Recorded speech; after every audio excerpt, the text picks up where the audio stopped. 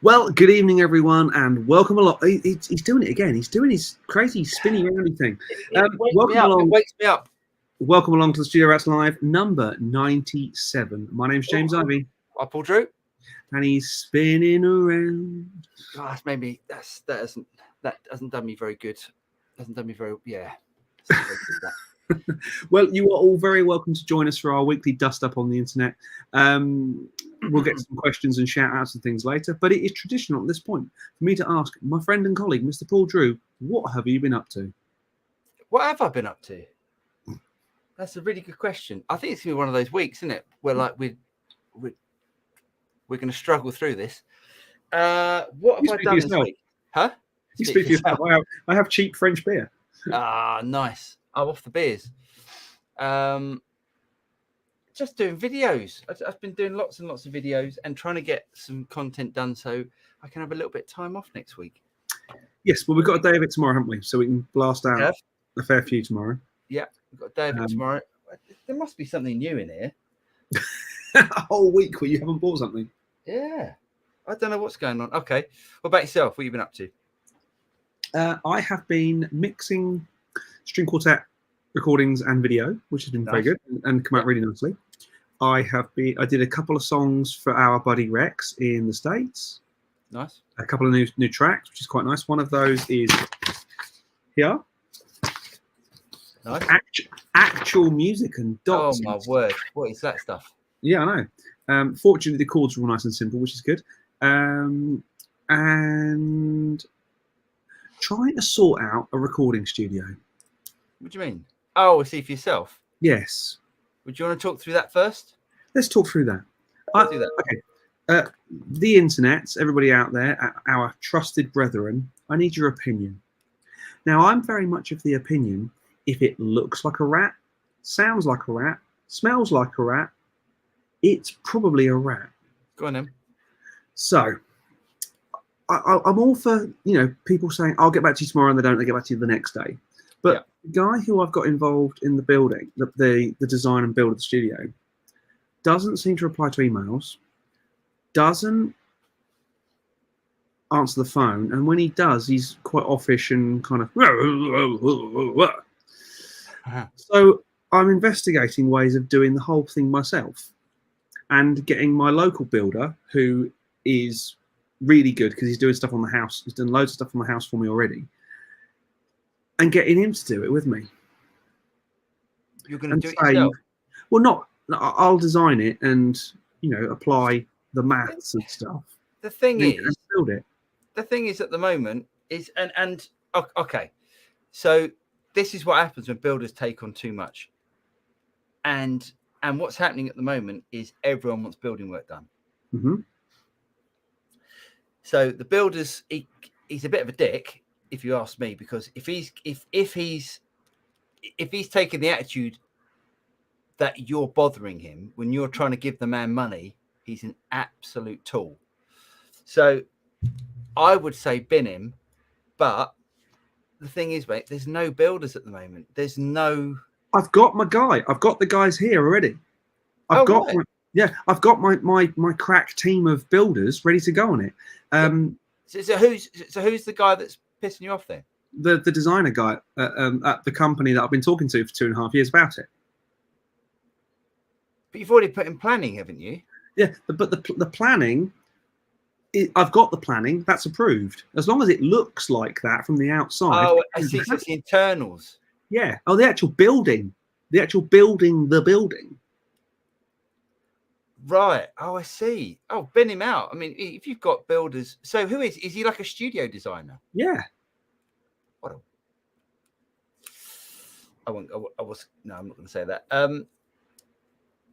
Bin him out, mate. Bin him out. Is there anyone else that can do it?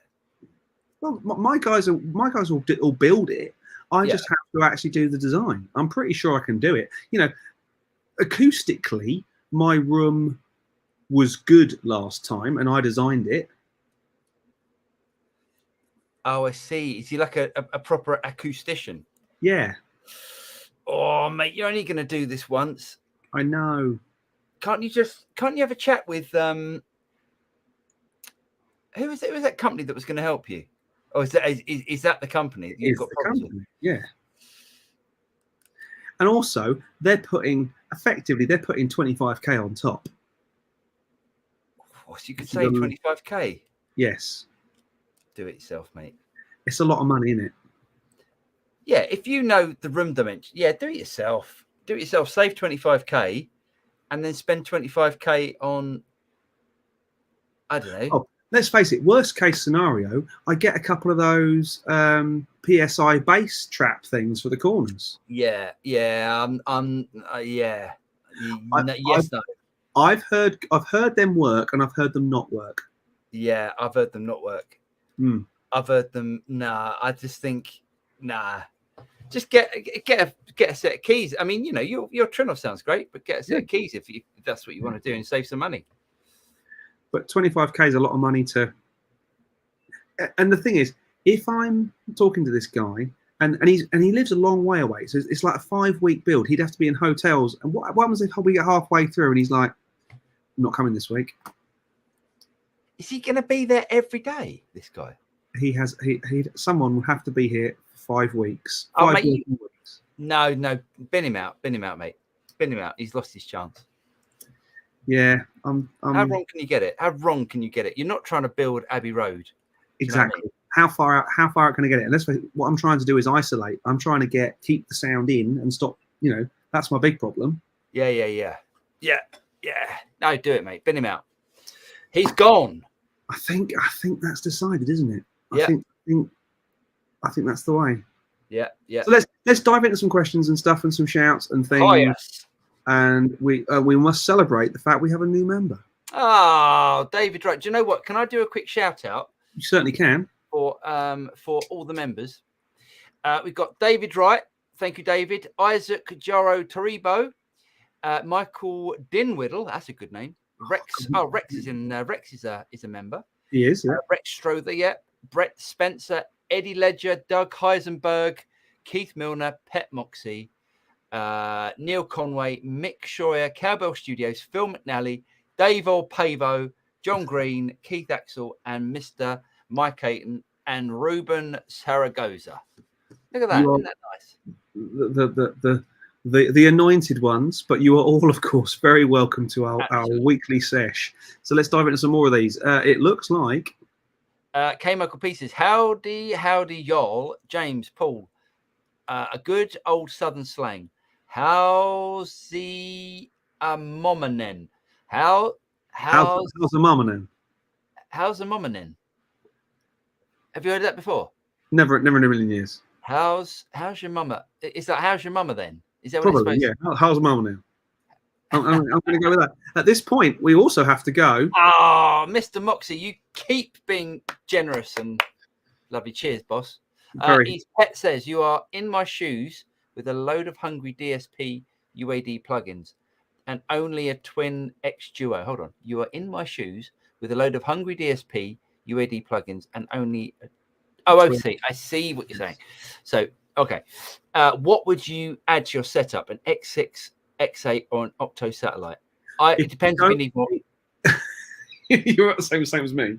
Actually, I'm thinking now you probably don't because of the announcement, but you probably need to go X8, don't you? I would go X8. Would you? Because it's the mic pre's 8 mic pre's. Yeah, but what does Pet? Does Pet need any more That's true. Any more mic pre's? If you don't need any, if you don't need any more mic pre's, I would go for a satellite. Because the thing about the thing that got everyone up in arms, and this was probably one of the most miscommunicated elements of UA's release, is that at the moment there are only 6 Spark plugins that work with that are native. UA native plugins. 6. So if you want to use any of those lovely power hungry ones, like the ones we all really like, you still need UAD sharp power. Yeah. So an Octo satellite. Now the truth of the matter is, and I haven't looked recently, but I suspect UAD's secondhand price bombed. Yeah. because of the announcement, because people don't read press releases. You know, Yeah, even the press don't read press releases. But nobody made head or tail of that announcement well. It wasn't one of UA's greatest moments of messaging. No. They're normally very good at it, but this really wasn't. And let's face it, it was the last thing anyone expected UA to do. So you could probably pick an Octo satellite up dirt cheap at the moment. Yeah, I reckon. And if you're not buying, the thing is, yeah, if you're not buying it with any sort of plugins and stuff, you probably get it nice and cheap. Yeah, probably get it because people hold on to their plugins and sell off the units. Yeah. Let's face it, quite often, if you bought a particular piece of hardware, you got a free satellite with it. Yeah. And people would just bump the satellites off on eBay. Yeah. So, you know, you might pick yourself up a bargain. Yeah. Nice one. I think we both said if you don't need any more IO, just go and get an Octo satellite pet. But if you need more IO, the X8 I think is the better option because mic pre's are also line inputs as opposed to just giving you another 2 mic pre's with the X6. I don't know what the difference in price is. It's a big difference in price. I've got an X6. I like the X6. Yeah, but you're the first to say you don't need a million tons of mic pre's. No. If anything, I've sold off like a load of mic pre's. Yes. Anyway, what's next? Carrying on. Jeff Rock, evening, Jeff. Hi. Safe is in the house. Good evening, Safe. Did you see? I did a video yesterday about the pedal board, and I included the Lydian boost by Mr. Alan Gear. So if you could possibly send that to Mr. Alan Gear, you'd be a gentleman. And how are you, Safey? Nice to have you here. Mendel Rocks, hello, Mendel Rocks. Hi. Pet says a jolly good evening to you both. Good evening, Pet. It is a jolly good evening. Duncan Mitchell says good evening, Studiorettes. Evening, Duncan. Stephen James, good day from Brisbane. Evening, Stephen. Andreas, evening, James and Paul, and everybody watching. Evening, Andreas. David Bro says, hello from the jail. I saw this when it popped up. Yeah, hello from the jail where I'm bailing out my lawyer. No joke. Right, you've got to call. James, put the link up. I'll put the link. I need to know more about this. Hang on, let me. This is way better than Gear Talk. I will post the link to the show in there, so anyone can join us. If you can be somewhere quiet. I mean, I suspect the county jail is not the quietest place in the world, but they're all watching it. They're all watching it in there, mate. Are they? That'd be hilarious if it was on in the background. Yeah, David, come on and tell us. That sounds amazing. Jonathan McCulloch, good evening, gentlemen, and all in the chat. I'm in work and I'll watch your show later on. Love what you're doing, guys. Cheers, Jonathan. Thank you very much. Jeff Rock says 3 red flags, 2 more than I usually need. Oh, I see. Yeah. DIY, James. I mean, look, is the guy's time, is the guy worth that you're doing? Is all this hassle worth more than your time that's going to be taken up by all this stuff? Because you're not going to be doing a lot of work because your brain's going to be on that and not on work. Yeah, but I mean, 25k is a lot of money to save. Yeah. Well, if you could just take the attitude of 25k of your time. You could lose that, I guess, couldn't you? Yeah. Yes.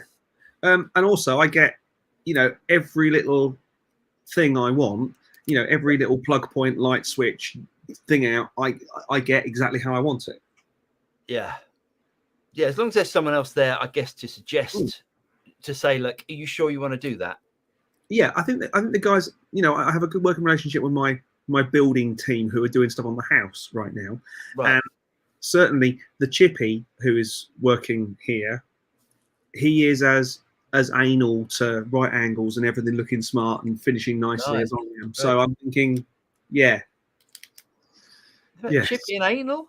All I heard was chippy and anal then, and then I said nice. Bruce Brooks, hey from the Big Apple, home of the Subway sandwich and Subway shooter. Yeah, that's tragic, isn't it? Bad news, isn't it? That is bad news. Good evening to all my fellow rodents. Hope you're well, says David McQuillan. Hello, David. And I'm looking forward to seeing Paul. I'm actually going to Paul's tomorrow, and we're going to have a whole day of video shooting and stuff. And I will be getting your plectrums. Yes. Plectri. Oh, I broke my pen now and everything. K Michael P. Bruce, don't take the subway. DIY 25k. Actually, it's 25. So it's probably more like 35,000 dollars. Yeah. A lot of gear. So yes. It's equivalent, isn't it? I guess it's £25,000. 32, probably more than that. Probably about that. Yeah, it's a lot of dough. 35, maybe. Yeah. SDR says, "How was your time at Cosmic Audio, present day production, James?" It was very good. I'm assuming you are referring to the video that I appeared in. That basically they had an APB for a couple of weeks. Oh yeah. And Mark got a bit confused about one of the plugins, so I popped in and while they were shooting their video and appeared in their video. Oh, nice, great. Just to set him straight. But yeah, no, it's a nice studio. It's a funny one because you turn up to an industrial unit in the middle of Epping or in the outskirts of Epping, and then you go, oh, there's a studio, and it's quite nice and cool, and they're interesting guys, and they're doing a good thing. So yes, more power to all us. More power to the little guys. Yeah. Cowbell Studio says, "Evening, guys. Evening, Cowbell."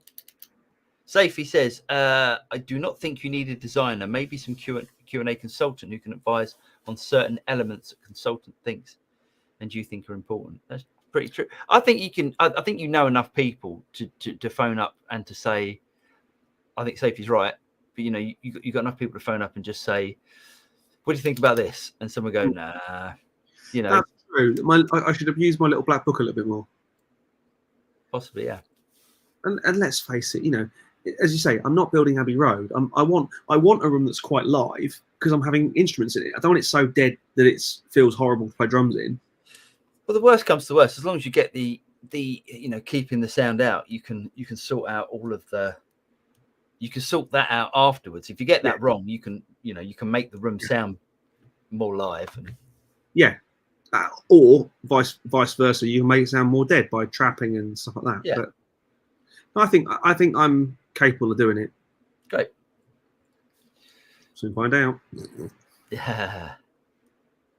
John Lynn says, "What are your thoughts on Amplitude 5 for home recording?" I've never used it, to be honest. Isn't it Amplitude as well? Amplitude. I always thought it was Amplitude. I think the way that John spelt it, but I could be wrong. Amplitude? I thought it was Amplitude. Oh, maybe you're right. You're talking about the guitar sim, I'm assuming. Yeah, it's Amplitude. It's IK Multimedia, isn't it? Yeah. Their stuff's good. It sounds really usable. I always have a bit of a hang up about their GUI. It always looks a bit Mickey Mouse to me. But sonically, I think their stuff's great. It's all very usable. Great, nice. Unfortunately, I've never used it. I've never used it, John. I'm sure it's. All of those sort of amp sims. It's home recording. You're not again. Like James, we're not. You're not recording in Abbey Road. How much it's better to get stuff down. If you've got a way of recording, it's better to record something than record nothing. I saw a great. It was clearly an ad, but I saw a great ad that someone put on today and said, "You are wasting your money, with mastering. You are wasting your money with mixing services. Get better at songwriting and arranging first." And I was thinking, actually, there's a lot to that. Sure. Yeah. I know that's a very general forced argument because they're clearly selling a songwriting course. But I did think, do you know what? Actually, a lot of people could learn from that. Because as we all know, a good song, well played, mixes itself. A well arranged, well played song, you put the faders up and it just works. Yeah. Anyway, David Brose says, "Cheers, mates. Anytime." You're welcome. Joe Marcello says, "Greetings. Greetings, Joe." Tommy South, hi from Huntsville, Alabama, is that? Alabama. Nice. It's got an That's Axis. that looks like an Axis. No, that's not. Oh no, we've had this before. We've had this before, and I said no, that's an Eddie Van Halen, and you said no, it's an Axis, and it is an Axis, isn't it? Yeah, it's an Axis. Yeah, a great guitar. Alan Rice says, "Evening lads, finally got to join you live instead of watching the recording." Oh, nice one, Alan. I hope we're better in real life. Nah. Rock on, Gibbo. Hello, everyone. I was wondering if I could get your opinions on the Katana versus Next Tone amps. You can. What are you after? Love me a Katana, basically. Yeah. What are you after, Rock on, Gibbo? If you're after lots of effects and lots of different sounds, then go for the Katana. If you're after more, if you're more of a purist and you want more, I'm trying to think of the right words. Realistic is the wrong word, but I'm going to use realistic. If you want more realistic amplifiers, go for the Next Tone, but you don't get the effects with the Next Tone. Next Tone's brilliant. It's really good. I'm absolutely blown away by the Katana. I really am. For the money, what you get is amazing. Yeah. I mean, I think you'll be really happy with both, to be honest. I will say, because I'm looking at you with your AC/DC t-shirt on, and is that a BFG Gibson? It looks like a BFG. Yeah. Les Paul. And I'm thinking you like rock stuff. The Next Tone doesn't get that distorted. You won't get the amount of gain that you'll get out of the Katana.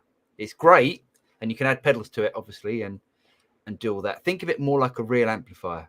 The Katana goes past what most amplifiers can do. I'm not, I'm not talking about dual rectifiers and some of the ultra high gain Friedmans and all that sort of stuff. But I'm saying most amplifiers don't get as heavy as what the Katana can do. Sophie says, Alan is so happy for the Lydian Boost video, and he says he is double happy that a professional musician in the motherland of pedals, I love that, the motherland of pedals, likes his. He also sends his regards. Oh, brilliant. Cheers, Sophie. Glad you got something out of it. What a great pedal that is. James, you can have a go at that tomorrow. I will. It's really simple, but it just sounds fantastic. What have I missed? Sounds a bit like me. Really simple, but sounds fantastic. What have I missed? George, really simple. George, if you've missed stuff, just wind us back. We're back there somewhere. Promise. You haven't missed much. We're just answering a couple of questions. The only thing you've missed of any importance is that David Brose is bailing someone out of jail, which we want to hear more about.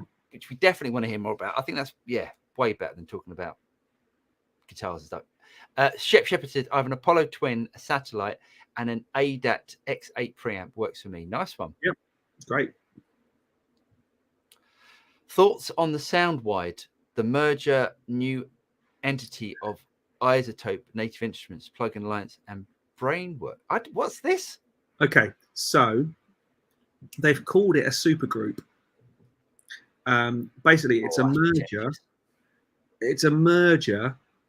You have to read more into this, though. Okay. Of Isotope and Native Instruments, who about 18 months ago announced a merger anyway. Yeah. And Plug-in Alliance and Brainworks. Well, Brainworks and Plug-in Alliance is the same thing. Are the same thing anyway. Yeah. So actually, reading between the lines, Dirk and his wife, who own Plug-in Alliance and Brainworks, have basically sold. Have they sold? Yeah. So they've sold. Jeez, I tell you what, that company was making millions. So how much did he sell that for?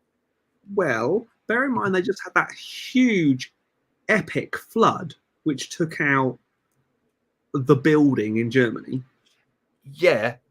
Yes, and I know that was serious, but obviously there's insurance. But yes, let's not deny the fact that Dirk drives around in a McLaren. But plugins still sell themselves when. Yes, but the thing is, you can't knock Dirk for that because he's certainly done his 10,000 hours, should we say? Right. That's a guy and his family have worked blooming hard for that company, and I think he's allowed to enjoy it now. He's the most German man I think I've ever met in my life. No, he's not. He's not. I have met the most German man. Who's that? I can't say because he might be listening and I'd offend him. But I don't necessarily mean that Germans are a slight on him. I just it's a great idea, you know, bringing loads of plugin brands together to pool marketing resources, to pool, you know, what's the word, deals and offers and stuff like that. It's a great idea. It's what Plugin Alliance was born about anyway. Yeah, of bringing companies under one roof. I think they've got something like 25, 30 companies. I could be wrong. It could be more than that. Yeah, you've got to hand it to him. He has done really well. He's not my favorite person in the world, but he's definitely worked hard for that company. Yeah. And Isotope Native Instruments was an interesting one, but you know, it makes sense. Native Instruments build really cool instruments and kind of not so many plugins. They do plugins, but not so many. Isotope are probably the world leaders in kind of fixing it software. Should we call it that? Yeah, I like that. And AI and stuff like that. And to bring some really nice modeled plugins from Plugin Alliance and Rainworks makes sense under one big umbrella. Yeah, sound wide. It's not the catchiest name I've ever heard, but I'm sure it's going to work. The deal they're putting out at the moment till the end of April is certainly worthwhile. I think you get 5-6 Brainworks plugins and an Isotope plugin and a really nice Native Instruments instrument. So that's, you know, for free. That's always worth it. Free is always worth it. So go and check the announcement on the Brainworks / Plugin Alliance pages. Nice. If you want to get the full SP. Nice. It's good. To us, the end user, I think it'll only be beneficial. I'm fairly sure that everyone in those companies is kind of sitting on the edge of their seat a little bit, because what tends to happen is when companies merge, first ones to go are the accountants, believe it or not. It's the accountants team, they always merge first. Yeah. Never worked out why, because it's normally the accountants that are running the place. But hey, I'm good luck to them and good luck to all the people who work in those companies. Absolutely. Matt Wright says, hi everyone. Evening, Matt. SDR copy of the RA, the book, and a dream's all you need. You don't have to go and find it if you've got it. Oh, God. I tell you what, I'll move on. I'll move on because this could go on forever. I've got it. It's here somewhere. Oh, he's got it. You miss it. Okay, great. Matt says, just sold 2 satellite Octos, $699 each on eBay. Have bought an X4 as need the 4 extra mic preamps. Oh, that's a shame. Could have. That's a really good price as well. That was a good price. Yeah. Nice. Amplitude. It is Amplitude. Amplitude. I thought it was. Any love for the Boss DS1? Yes.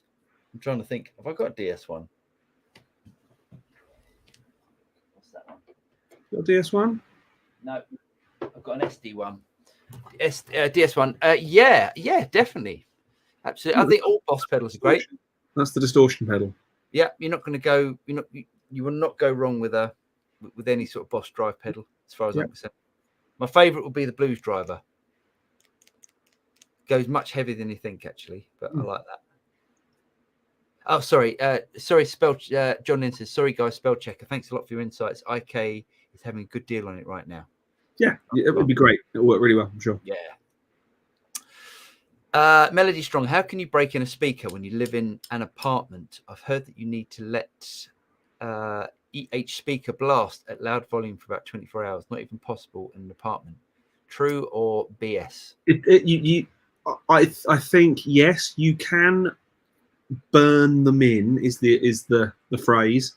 It doesn't have to be loud. Just as long as the speaker is moving. Play some music through it. It doesn't necessarily have to be guitar, and then just play some noise through it. Keep it moving. Yeah, I don't let it stop you playing. God no. Because if I got if I needed a new speaker, and I took it and I needed to do some recording, I wouldn't think I've got to burn this in first. I'd just get it out and just play through it and not worry about it. It's not a massive difference. 24 hours. I wouldn't say 24 hours. Overnight, perhaps. Yeah, and I wouldn't even worry about loud volume. No, personally. definitely It not. just needs to. It's the glue, isn't it? It's the glue, and just needs to loosen stuff up. Just As I said before, a friend of mine had a 1980 Marshall cabinets, an A and B cab, and the A cab's the angled one, the top cab. Was it 1960? 1960 A and B. yeah. And he had the angled cab was a new one, Yeah. and it was really tight sounding, and the straight one was really an early 80s one, really worn in, and all the speakers sounded really nice and loose, and there was a real vibe. That's what you're missing. But that's years of running. That's not just running them in. That's years of use and playing at full tilt and really loosening everything up. Yeah, don't worry about it. Just play it, and it will loosen up in its own time. Yes, yeah, indeed. Jeff Rock says, I've just found my receipt from June 2010 for a Gordon Smith Classic T, £708. Same spec is now £1,200. That's 12 years of inflation. Yeah, that doesn't surprise me at all. Actually, I still think £1,200 for a UK made guitar is really good. It's such a shame they didn't get back to me. I really wanted to support them and try them out, and I didn't even get an email back. Farid says, "Evening, everyone. Bit late. Got COVID. Oh, mate. Sorry, mate. Yeah, hope you feel better soon. As do the crowd watching. the masses. Yes. Andreas Henzer says, James, do you want your new room to be fully acoustically decoupled, or is it just about making sure that not too much sound will be leaking to the outside world? Oh, so I think fully acoustically decoupled is going to be a little out of my pay grade. Actually, it might not be now I'm doing it myself. Right. It might not be so impossible. The difficulty is because I want to do, I want to hang a tri-light ring inside the room, and then decoupling that would be difficult. But I think it's definitely what I want to do is definitely doable. I think if I can get the same level or better of acoustic isolation as I did from the last studio, I'll be winning. And I think if I do a block build, someone's coming on to join us. Someone's coming on. Mr. Wright's in the house. So I think if I get the same level of acoustic isolation as I did, I'll be on a winner. I'll do some maths and some numbers crunching, and I'll have a look at it. But we must welcome to the show at this point Matt Rice joining us. Hello, mate. Hello. How are you? All right? Good, mate. Yourself? Yeah. No, good. I've got a question I've been meaning to ask for ages, if that's all right. Yeah, go for it.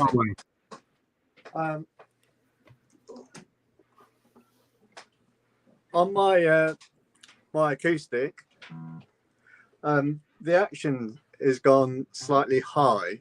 Yeah. And it was whilst I wasn't very well, it was basically put up into my loft. Went to the loft here, which was fairly warm, I think, or the temperature certainly shifted around a lot. But my friends kind of grabbed all my guitars when they heard I was in hospital or whatever, and they saved them all for me to make sure no one pinched them. But when I've tried to set this up since, the action's fairly high, and I haven't really ever delved into adjusting and setting up on acoustic. So I thought I'd ask your advice. That was all. Have you adjusted the truss rod, or you don't do that? Have you? I haven't done it. Okay. But as I'm now living in Nottingham, I had a guy that would set everything up for me and all that sorted when I was in Cardiff. But I don't know anyone here, so I was a bit nervous about just handing it to anyone. I would say I would say it's just going to be a truss rod adjustment. Is it a nice acoustic? It's Martin, yeah. Okay, right. I don't be afraid of truss rod adjustments. I do it all the time, and nothing has ever gone wrong from it. So if you've got the Allen key now, I can talk you through it. Have you got an Allen key that will fit it? All right. Well, I wasn't going to try it live. Just in case. Yeah, it could ruin the show as well, couldn't it? Your reputation. Yeah. Okay. So what you want to do? Get the Allen key that fits. On the Martin, is it a? I think on a Martin, it's an underneath. It isn't a top mounted. It's here. Yeah, I think it's Inside the cavity, isn't it? Yeah, exactly. just in there. So yeah. The way that I like to do it, I like to leave the tension on the string. So tune it up if you can. If you've got a guitar that you don't need to loosen the strings, as in like a vintage Fender, you have to take the neck off. Put the Allen key in and twist it. So if the guitar's sitting there on you, you want to pull the Allen key towards you, and just do it about an eighth of a turn, and it should. It depends on how bad it is, but I wouldn't have thought it would be much more than eighth or a quarter of a turn. Just pull it towards you, and make sure the Allen key's in, so you don't thread the Allen key. So you don't go and pull the Allen key out. So the Allen key goes straight in. Make sure it goes into the end. Just give it a little twist, and job's a good one. Yeah, it's not something to be. Oh, no, brilliant. Yeah, you definitely don't need someone to do that. It's not like I wouldn't take that to a luthier to deal with. The only thing that makes it's not gone massively high, but it is, and when I bought it, it was the nicest action I'd played on an acoustic, and then no, it's not. Yeah. Don't be scared of it, mate. I mean, it's. I've never seen anyone do any damage by a truss. You can always put it back. Yeah. If you go the wrong way, yes, knock it back. Yeah. And if it's never been adjusted, I'd say you've got loads of movement on it. It's a shame you're not more local. There's one other thing I was going to mention. I think I read on a GIK Acoustics thing, James. They offer some kind of service where they come and look at the place and then advise you on acoustic treatment and all that sort of thing. I don't know whether that's something you'd probably already know about or not, but I thought it might be worth asking, because I think it was a couple of £100, but I thought there's a big difference between a couple of £100 and the thousands you were talking about. Yeah, I mean, I'm sure the guys. I'm not gonna say the name of the company now, because that would be a disservice. But I'm sure those guys will do a great job, and they do a fantastic job. But 25 G's is a lot of money in added value. Yeah. And I'm thinking, a block built structure versus a timber frame has got to be the way forward. So, but yeah, I'll certainly start to reading my way through my RA book again, and trying to hone down my designs a bit more. Yeah. Definitely. Yeah. Because best of luck with it. I think it's going to be great. I know the basics. I know the ideas about non-parallel walls and all that sort of stuff. And it's not like I haven't got the space to utilize that in the new room. It's just a case of if I didn't have to do it, I wasn't going to do it. But it looks like I'm going to have to do it to get this even past the blocks, past the starting blocks. So, hey, if you make a mistake, there's an awful lot of mistakes in 25 grand, isn't there? There is, yeah. Well, exactly, yeah. I personally don't think you can go wrong doing it yourself. I think you're one of the most experienced people I know in this industry. So if anyone can do it, then thank you. Yeah, there we go. Matt, I was going to say, if you give me a call in the morning, if you give me a call early in the morning, because James is coming over about 9ish. If you can give me a call before that, I can talk you through the adjustment if you want. Oh, that'll be great. Yeah, brilliant. Yeah. Well, thanks ever so much. Anyway, really appreciate it. I'll let you get on. All right, mate. Nice one. We'll speak to you tomorrow, probably. Yeah. No. Cheers, Matt. Yeah. Thanks for everything. Cheers. Cheers, Matt. At this point, we should also welcome onto the show Rafael Jesus. Hello, everyone. Hello, mate. How you doing? Hello again. Just a small correction, James. Sorry, just because last time we did the same, and I must tell you, it's not Jesus because I'm from Portugal, and I take it to heart that you're saying that, implying that I'm somehow Spanish. We don't want that. I have fellow Portuguese people watching. We cannot stand for that. Was many battles fought over. So do we say? So do we call you Raphael Jesus? It can be just Jesus, yeah, because Raphael it's also not the Portuguese way. It will be Rafael Jesus. It's the proper. Okay. That's far too complicated. A friend of mine is. Let's call him Rafa. Yes, that's fine. A very great guitar playing friend of mine is Louis, to me, but he's Luis because he's Portuguese. Yes, my father's name is Luis. So yeah, so I should know better. I do apologize. It's okay. You don't know. I just have a question. So to see if this is what we're doing today. What do you recommend for solo performances regarding acoustic guitars? And do you recommend then which acoustic guitar, like what sort of pickup will be a preamp, a passive, piezo, mixed blends, neck magnetic pickup? And then do you recommend that you take your own mixer to go into the PA, or just straight into the PA is fine? I'm doing my first open mic night tomorrow, and I'm thinking about these things. Is it just you on your own, or are you playing with a band? Just me on my own. Okay. And I'm not even going to use an acoustic guitar because my acoustic guitar had a bit of an issue. Like the guy before, I didn't get his name, sorry. The bridge got lowered to a point. The neck is straight, but the bridge got sunk in because of lack of humidity. Yeah. So it's on Tech, and I'll get it back on Saturday. Wow. So I'm thinking, what can I do with the acoustic guitar when I get it back? So in the meantime, I'm going to take this Share Gold. Okay. Oh, cool.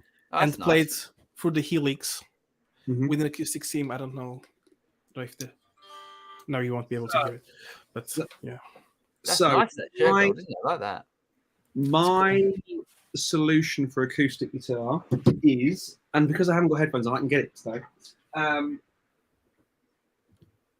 And I did get the biodynamics that you guys recommended from last time. Ah, nice one, mate. I can see that looking good. Right. So my Eggle acoustic has a passive pickup inside it under the bridge. It's not a piezo. It is actually it's effectively a microphone. Is it like a K&K or is it a microphone? It is actually a microphone. Okay. And then that outputs through the strap button. Mm-hmm. There's more scratches on this at the moment, which is really fun.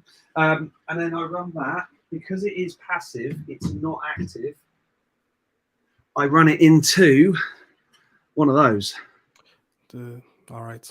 And although it's a PZ pre, it works really well for passive pickups. It doesn't, that sound that for some reason live sound engineers at big festivals seem to insist that all acoustic guitars are all top end and no body and It's the sound of a piezo.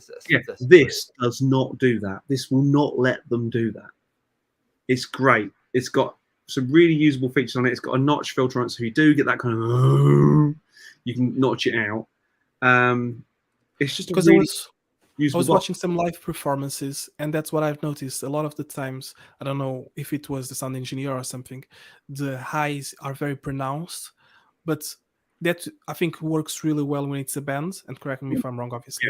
But if you're just playing by yourself, and if it's something a bit more intimate, I guess the full range of the sound will be more desirable, because you're trying to sing along, and the guitar is the only instrument that you have with you. You don't have like the bass and the drums and everything else going. I mean, I'm not a fan of any piezo pickup. Personally, I think if you can possibly, are you singing as well, or are you just? Yeah, I'm singing, which is going to be fun. Whereabouts do you live? Blackpool.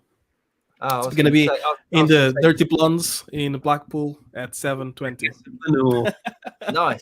I was going to say, if you were local, just you could borrow I've got an acoustic with a pickup on it. You're more than welcome to borrow. But thanks. Blackpool is. It's a bit out of the way. Yeah, it's quite around. Yes, it's a long way. I would. Is there no way of being able to mic up the acoustic at the same time? I don't know. Maybe that's a good point. The thing is, a lot of live sound engineers, they don't like using condenser microphones on a stage. And to get an acoustic to sound nice, ideally you need a condenser. Cowards. They are cowards, but you need a condenser microphone because like something like a 57 or a 58 doesn't sound great. Yeah, if you get a 414 on an acoustic guitar. 414, yeah. Other than that, Rode would sound great on acoustic guitar. Yeah, it would. Yeah, the other little. No, it's not a Rode. What is it? What is that? This is a Samsung. Yeah, I mean, even that. It's a USB one, so I don't know. Yeah, a large diaphragm condenser is the way to go if you can. The reason to use a pickup is if you move about a bit, because obviously when you're singing, it's very difficult to keep the guitar in the same place, and that's why I saw some like the Sire acoustics and others. Obviously, there's the LR back something that has the undersaddle microphone. And a piezo, and sometimes it's a triple one with a neck as well as the magnetic under one. Because obviously the acoustic guitar itself really will make a difference in the sound, but for gigging purposes, sometimes that's not the most important thing. So I have an Eastman E1. So one of the starter range is the all solid woods. I was just wondering, would it be worth, it's always a strange word to use, right, to put a good pickup in it, or is it more important, like you were saying, the pickup, something basic just to get the sound out, and then treat it with a good preamp, acoustic preamp? I would say, if you like the guitar, if you really like the guitar, and you can't imagine being without it, then do what you need to. It doesn't matter if it's a Squire Strat or whatever. I think, like all things, it's a balance, isn't it? There's no point in having an amazing preamp if the guitar's, straight out of the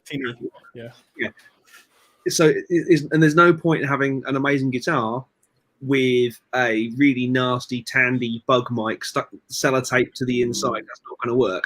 It's a balance. So if you've got a guitar that you really like, and price doesn't matter at this stage, it's whether you like it or not and whether it works for you, then try and find something that's I like Paul. I'm not a great fan of sound. It sounds horrible. Hence I went for this passive one inside my acoustic, and that works really, really. It doesn't sound like an internal piezo kind of jangly thing. I don't know if you can be able to, I won't play anything that's copyrighted, but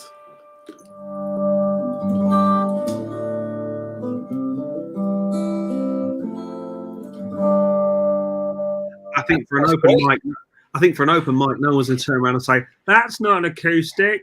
Right? That's great. Yeah, it sounds all right. I did get thrown off an acoustic night for turning up with an eggle because I said, I haven't got an acoustic. He said, "You can't play then." I said, "I'll just plug it straight in. It will sound the same." He said, "No, mate. No, you're not playing that. No." Fine. This is Eggle designed. It's not quite the same. But Eggle design. Yeah, they're good though. I really like it. I would say it's. I'll just show you if you want to. So I have a few other there. So what's the P90 thing? It's a PJD. Oh, nice. Now I'm trying to nice. back again. Will it work? Or will I fall? No, I can't. Now I have to hold it. Oh no. Yeah, that's all right. Don't worry. That PJD's nice. I like that. Yeah, it's interesting. It's interesting in the sense that the colors are a bit like Dan Electro or Airline in a sense, right? Sure. Really bright red. Yeah. But those guitars are kind of more expensive in a sense. They're more expensive. Sorry for the mess. But I can't.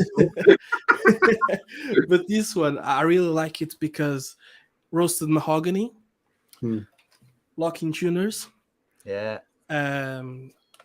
ebony boards, Seymour Duncan 59s, split thing, and the bridge. This is the bridge that you see on the boutique guitars, right? That everyone likes, the half Telecaster bridge. Yeah, so I like them. It is bolt-on neck, so it has the twanginess, I guess, that it's desirable sometimes, and the Les Paul is a bit muddy. could be. So a lot of specs that work, and I think the design is kind of interesting. I like it. Yeah, he does a good job with them. Does a really good job with Funny them. thing is, so I was doing a track for a guy yesterday, and I thought, okay, so it's kind of a country-esque track, and I thought, right, I'll use my Tele Thin Line for one side rhythm part, and I'll use the Dan Electro for the other part to give me that real kind of really thin, not thin, but twangy. And I thought, right, okay, I want kind of a lead sound. I want an openy kind of lead sound. And I tried all the single chords I've got, and I went, it's not working. Plug my Les Paul in. I went, that's the tone. That's the one I want. Oh, interesting. Sometimes you can't second guess where the tone's going to come from. Yeah, that's right. Okay, I won't take more of your time. Thank you very much for having me. No, cheers, Rafa. Nice one, mate. Best of luck with the gig. Good luck with the gig. Yeah, thank you. I'll let you know how it goes next week. Yeah, do it. Yeah, look forward to hearing it. Then. Bye-bye. Take care, buddy. Cheers, mate. Wow, it's off to a flying start. Where did we get to? We got to there. Tommy Gibbons says, have you guys heard about what's going on with Digitech? I heard that that they've stopped producing pedals or something. But the only thing is, go on, do you know about this? I know a little bit. I know a little bit of the behind the scenes stuff. Oh, go on then.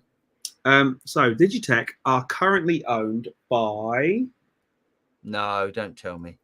No, they're not owned by them. They are currently owned by Arbiter. Oh. Not Arbiter. Who owns JBL and but basically, as a brand, they've been mothballed. They've got all this amazing tech and all this amazing intellectual property, IP, and they've been trying to sell. And I know a couple of people who've been trying to buy, but all of a sudden the rug got pulled at the last minute. So I'm wondering whether there's someone who's trying to buy them, who's got deep pockets and might have a factory. No. It would be really bad if all their IP fell into those hands, because it would just mean terrible things, I think. Well, not terrible things. It means that company would be dissolved into the war chest that is who. Yeah. You know where. So, I mean, unless you know anything else, Tommy,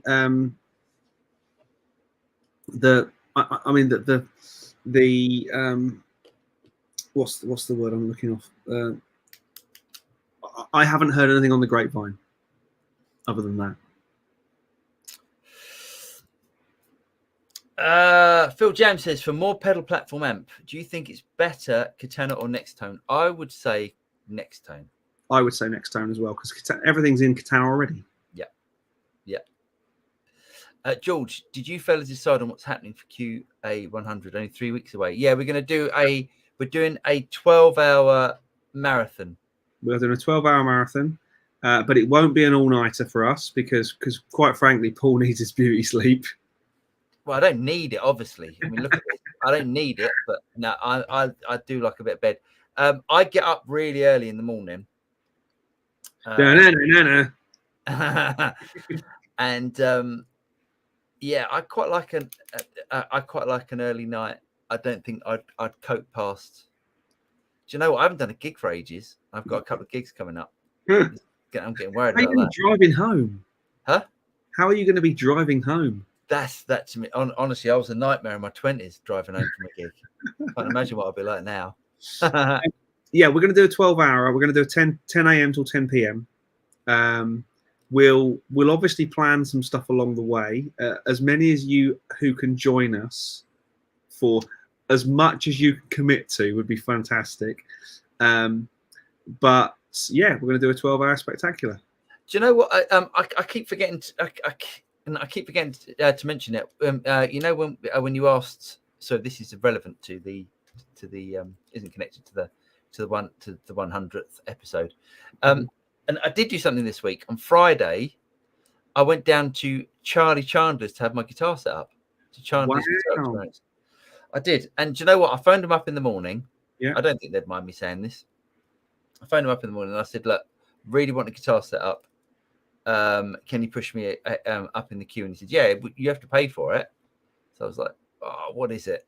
So instead of a 60 quid setup, it was 100 quid. For you to turn up that day? Yeah. I didn't think that was too bad. No, I was expecting you to say double.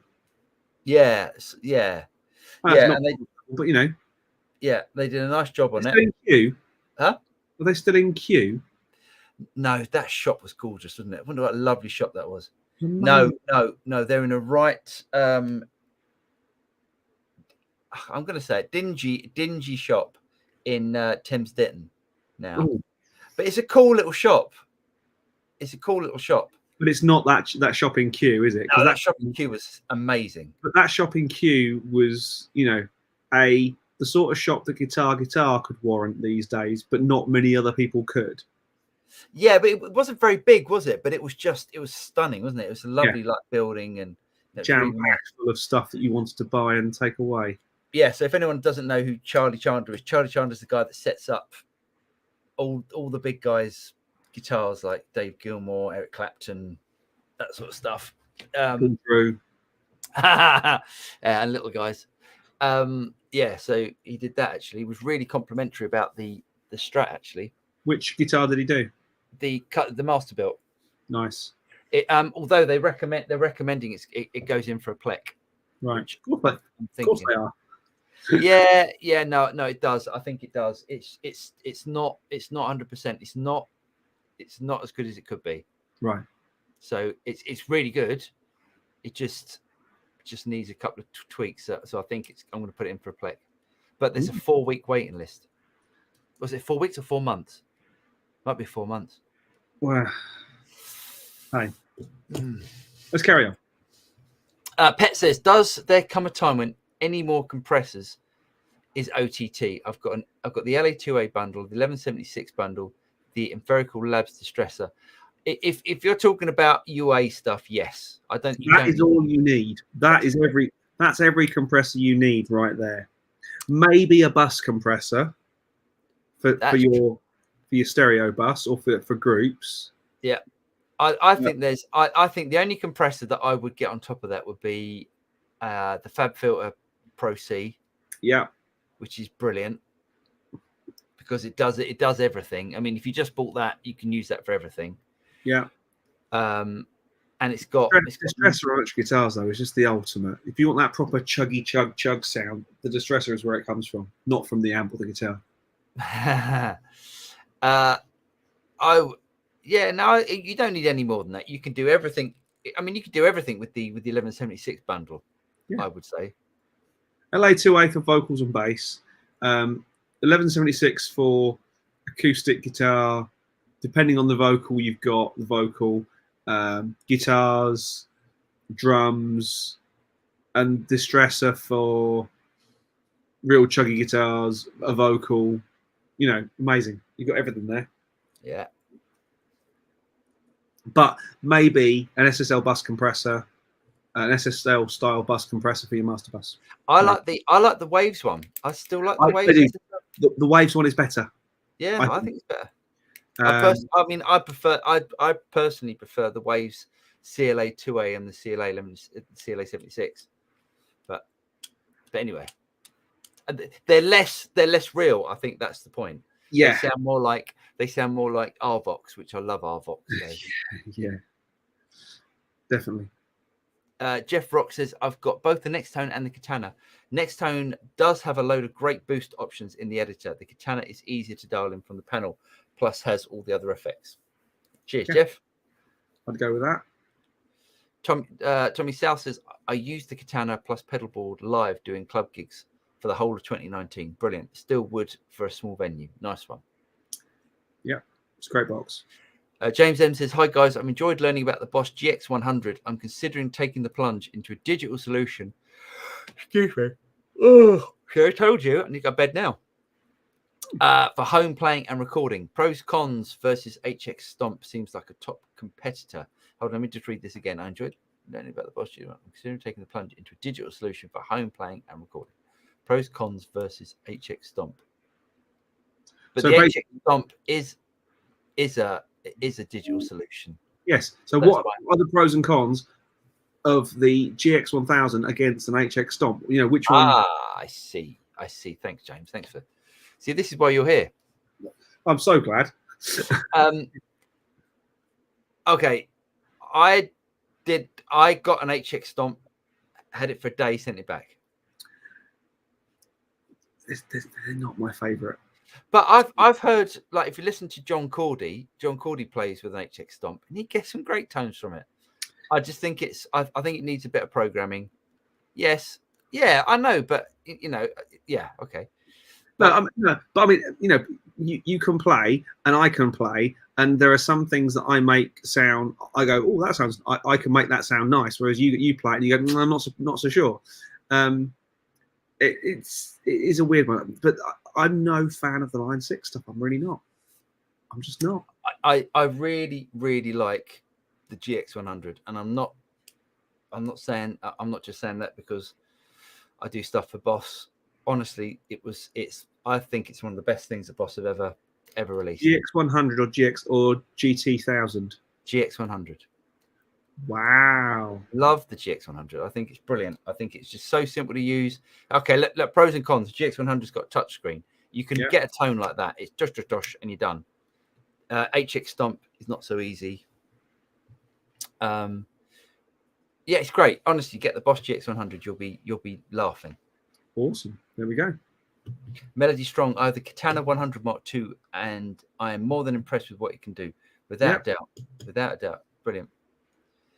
Cowboy Studios. I'm looking forward to. I love the Boss Metal Zone video. I've done a Metal Zone. Have I done a Metal Zone video? I think you did. Yeah, because you had that limited edition one, didn't you? Yes, I've still got it. Yeah. Yeah, I've already done that. Raf, what did Raf say? Hey guys, I'm doing my open mic tomorrow night using electric guitar with acoustic sim. Oh, and okay, so this was yeah, already done that for me. Melody Strong says, thanks for the info, guys. You guys don't miss a thing. Oh. We do our best. Have you had a go with the Line 6 Catalyst yet? No, I still haven't had a go at that. I do hear good things about it. I was thinking about buying one. I've just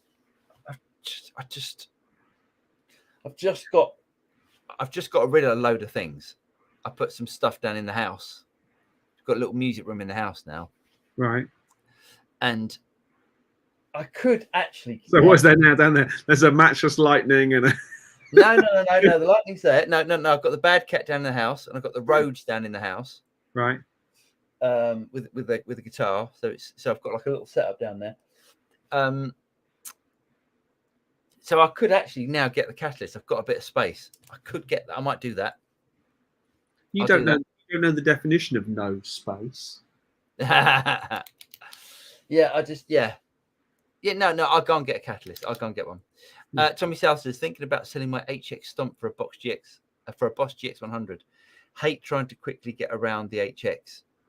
There we go. So bought it for silent stage church gigs. Editing on the fly is problematic. Exactly. That's why the Boss GX100 sounds fantastic, and it tones are just like so quick.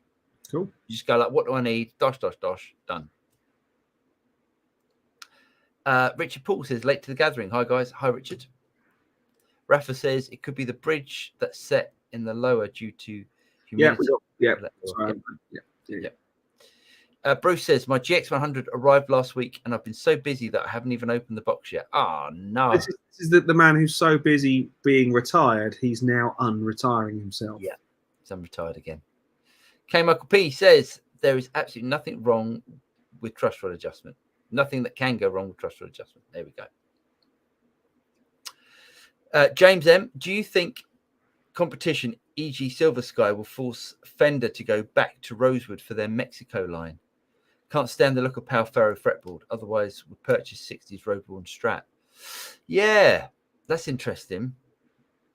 I mean, a Silver Sky is vastly different price to a. But I mean, a Silver Sky SE. SE. Yeah, so an SE is, guitar, isn't it? Huh? It's still a £1,000 guitar, almost, isn't it? An SE. It's £1,000. It's £1,000 for a Far Eastern built guitar. Yeah, it's a lot of money. I haven't tried the SE. Although I think the Silver Sky is one of the best Strats out there, Strat style guitars out there. I know what you mean about Pal Faro. I wouldn't worry. I mean, I wouldn't worry about it. I think if my favourite fingerboard is ebony. If I could have ebony, and ebony's not actually an expensive wood, is it? I just Not don't know really. why people don't use ebony more. Maybe we'll be told in the comments. I built 2 of the instruments I built at college had phenolic. What? Phenolic resin. It's basically paper bonded plastic fingerboards. Oh my gosh. It's really good. It's really it feels it. You can sand it and do all that sort of stuff with all the normal stuff with it. You have to be careful when fretting it. So just tell me why don't, if it's good, why don't guitar manufacturers use it? Because it's plastic and it's not very what's the word? Not environmentally friendly. It's not very Good. I'm sure there are better bass players out there who would go, oh yeah, not sure about this fingerboard. I thought it felt great, nice and smooth, nice and hard, and it works really well. Great. I do like ebony though. I do like. Yeah. Wish all guitars came with ebony. Renee says, "Hello everyone. Any recommendations about delay and reverb for blues? Is a good reverb pedal in your effects loop good enough, or do you need a delay? What would you use?" I would say so. TC Flashback would be my delay of choice, and probably a TC Hall of Fame would be my reverb, because you can pick them up dirt cheap. You can get the nano ones, and they're really good, and they just work. I would say in your effects loop, I would put reverb in the effects loop, and if you're doing blues, I would put I'd put the delay into the front of the amp. Yes, yeah, good Just shout. that little bit. Have a listen to what's his name? Schofield. What's his name? Matt Schofield. No, Matt Schofield. Have a listen to Matt Schofield. Matt Schofield's guitar tone's always got a delay that goes to the front of the amp. It's like a real subtle delay, and it just sounds. I mean, he's awesome. But Speaking of John Schofield, yeah. Did you watch any of Rick Beato's interview? No, I didn't. No, I don't really watch Rick Beato's videos. I watched it because I thought I wanted to see if it was as much as a car crash as Sting and Dominic Miller was, but it was. It was really good. Is John Schofield? Is he the is he the guitarist that always has that over amount of chorus? Yeah. I'm sorry, I can't listen to it. Do you know what I tried to do? Do you know what I tried to do this week? Because I was listening to Corey Wong's podcast. Do you listen to Corey Wong's Wong Notes podcast? No, I don't. No. It's brilliant. Yeah. Corey Wong is really good on this. I mean, he's great. He's great anyway, but he's a really good interviewer. Really good. And he had Pat Metheny on. Right. Okay. And I thought, do you know what? I used to, somewhere in my CD collection, I've got Bright Size Life. I like me some Pat Metheny, some Bright Size Life. And so I thought I've got that album somewhere, and I didn't in my youth I didn't like it because it's jazz. Mm-hmm. And now you still don't like it because it's jazz. Put it on again. I still don't like it because it's jazz. And it's not. And don't get me wrong, I can see. He's amazing, and he was 18 when he did the album. He's an amazing guitar player. I just don't get it. I don't get why. I mean, so it starts off with him doing this. Diddle diddle. You know the song on that first the first song on the album. And then you get Jaco Pastorius starts going off on it as well, and it's just like, what's going on? Where's the bottom end? Where's the groove gone? It's just like, I couldn't. As the Fast Show Jazz Club would say, "Hey, that's jazz." Yeah, I can't. I mean, maybe my little simple brain can't. And anyone who hasn't watched the Jazz Club Jeffrey Jackson, just Google Jazz Club Jeffrey Jackson, and you will thank me next week. Oh, okay, we'll do that. It is the funniest. It's the Fast Show for me was the pinnacle of British comedy. But this is just basically it's everything that's wrong about jazz. That's fantastic. About jazz. Excellent. Anywho, we're over an hour. Jazz is great. If you're into it, I can imagine. I wish I had the intellect to be able to process it. So do I. We should talk about toys because we're over an hour in. Oh yeah, okay. Let me There we go. Right, let me start from this. I'll start from there. Is it going to work this week? It is. Oh, that's a good point, actually. We didn't check, did we? But it should do. Share screen. Hey, there we go. Right. Oh, Okay, I'll start here. What's that? there I am. There I am. There you There I am. There you is.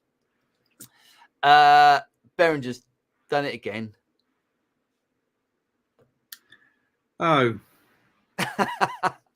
Oh, it's another Roland pedal. It's an exact copy. It's amazing, isn't it? It's amazing how. Well, it's amazing. I don't know. He must have this amazing legal team that just know just how far to push changing something so it's he doesn't get sued. But anyway, yes, there's that. We're not going to talk too much about it. Now, I thought this was. Oh, look at that! That is quite lovely. It's nice, isn't it? So, guitarist Sergio Vallin. I don't know anything about Sergio Vallin. Maybe you can fill me in. No, I am Sergio Vallin, Virgin. Vallin Virgin. Yeah, me too. Never heard of him. He's a guitarist for Manar. So I don't know. If there's two Manars, does that make them Manar? Anyway, it's $8,000. Wow. Is it a Murphy? It is a Murphy Lab. It is. Yeah, Okay, so that's beautiful. It's lovely, isn't it? Do like that. I like that a lot. Do you know what that is? That's my perfect Les Paul. Look at that. Humbucker in the bridge, P90 in the neck, big spin. Yeah, that's awesome. That is lovely, isn't it? Really like that. The BFG was a bit like had a P90 in the neck and a humbucker in the bridge. Really like that. I could buy that if I built my own studio. Oh, mate, you should so buy that. I would love that guitar. I would absolutely love that guitar. I think that's one of the nicest guitars that I've seen in a long time. Certainly coming out of the Gibson custom shop thing. Wow. Yeah. It looks really good. So Kurt Cobain's Fender Mustang is going to auction. I mean, what do we reckon? How much? Well, the guitar itself is probably worth about a tenner. The provenance with Kurt Cobain makes it worth significantly more than that, doesn't it? Let's face it. Well, it's not worth a tenner. I mean, I don't know what the original. It was 5 strings or 6. What's that? Say again? Will it have 5 strings or 6? I don't know what the age of his actual one was. Was it a 90s one? Dropping at the start of the 90s? It was the guitar that launched grunge with Smells Like Teen Spirit. Is probably the thing that makes it the most valuable element on it, isn't it? Surely. I reckon that's going to go for about 2 million. And it would be very interesting to find out where the funds are going, whether they're going to prop up somebody's habit or whether they're going to help people who've got a habit. Yeah, well, it'd be nice if it goes to charity. I imagine it's going to to some sort of I would hope so. Or something. So there's that. Now these I thought were super cool. So this is the new Fender El Mocambo, which is a club in Canada, right? Somewhere in Canada, Toronto. So the Steve Ray Vaughan live at El Mocambo. Yeah. So these are the lumps of wood from the El Mocambo that they've just replaced. They've given them to the Fender Custom Shop, and the Fender Custom Shop are creating these pine telly and a pine Strat. So that it's donated timber, therefore the guitar should be cheaper, right? Nah, yeah. Good luck with that. Good luck with that. I mean, I really like them. I don't like the very Rory Gallagher, that the Strat. Yeah, I know what you're saying. But they're they're a master build Ron Thorne thing. Come with a Larry case. Whoa, very Larry. And price wise, 13 big ones. Ouch. Nice though. Yeah, you've got to be nice for those sort of numbers. I mean, just a lump of pine, but nice. I really like that. James, can you give us a little sing song? It's time for another Harley Benton moment of the week. There we go. Harley Benton releases the MR series, which is their copy of a what are they called? They look like a bird. Oh, huh? It looks like a bird. Mosrite. The Mosrite style guitars. They look great. I think that carve is really nice. The colour is great. I'm not sure about the shape. Sorry. Oh no, that's a classic sort of 50s, 60s Mosrite. That's horrible. Oh no, I like the look of them. I like them. They look like they've been melted. Oh no, I like it. No, you're Yeah, 249 euros. How can that guitar even be playable for that money? It's brilliant. Isn't it? I really like that. I think that's nice. Something that's relevant to me. I'm so getting this. Fender dog collars. I'm so getting that. So I'm definitely getting the dog for that. Now the biggest announcement this week, I think this is the most important thing, which I think is brilliant, is the Victory V4 series. Have you seen these, James? I have, yeah, and I was like, ooh. So what? They put all of their, not all of their amplifiers, but they put their main range of amplifiers in these little boxes. I think they're 200. No, are they 200 watts or 180 watts or something? Oh, they're amps as well, are they? Yeah. Ooh, Yeah, Class D. It doesn't actually say from what I can see here, but they're definitely, they're massive, powered Class D amps. Yeah. Read into that what you will.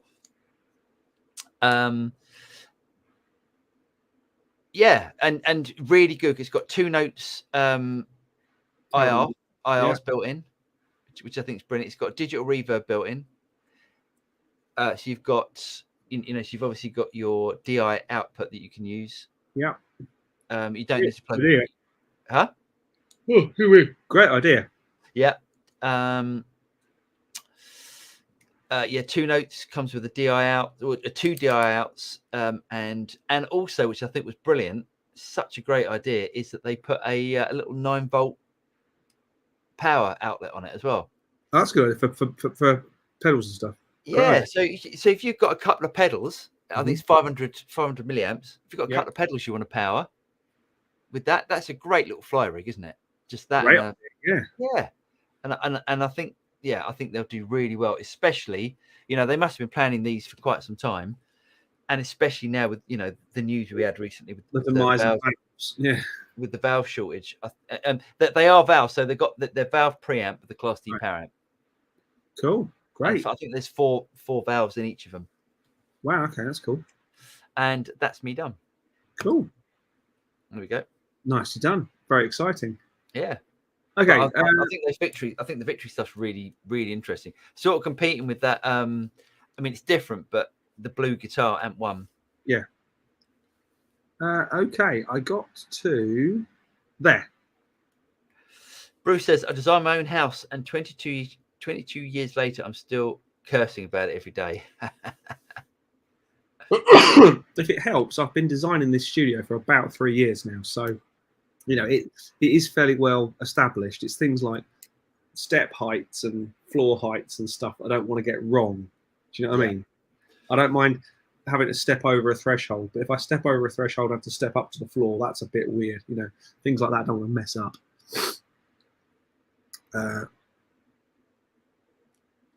Tommy South says, can't figure out how to send more dollars. How do I join the rodents? Oh, thanks, mate. No, it's all that's generous. Anything is very generous. We don't, that's lovely. It all goes towards sick animals. We don't know they're sick when we bet on them. Absolutely. Aaron Short's in the house. Hi, Aaron. How you doing? Pet says, why do most Martin guitars ship with 13s? Ouch.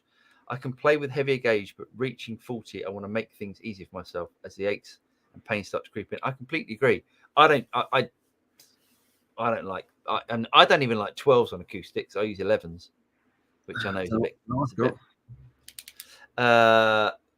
Only the dreads do, Pet. Only the dreads do. There we go.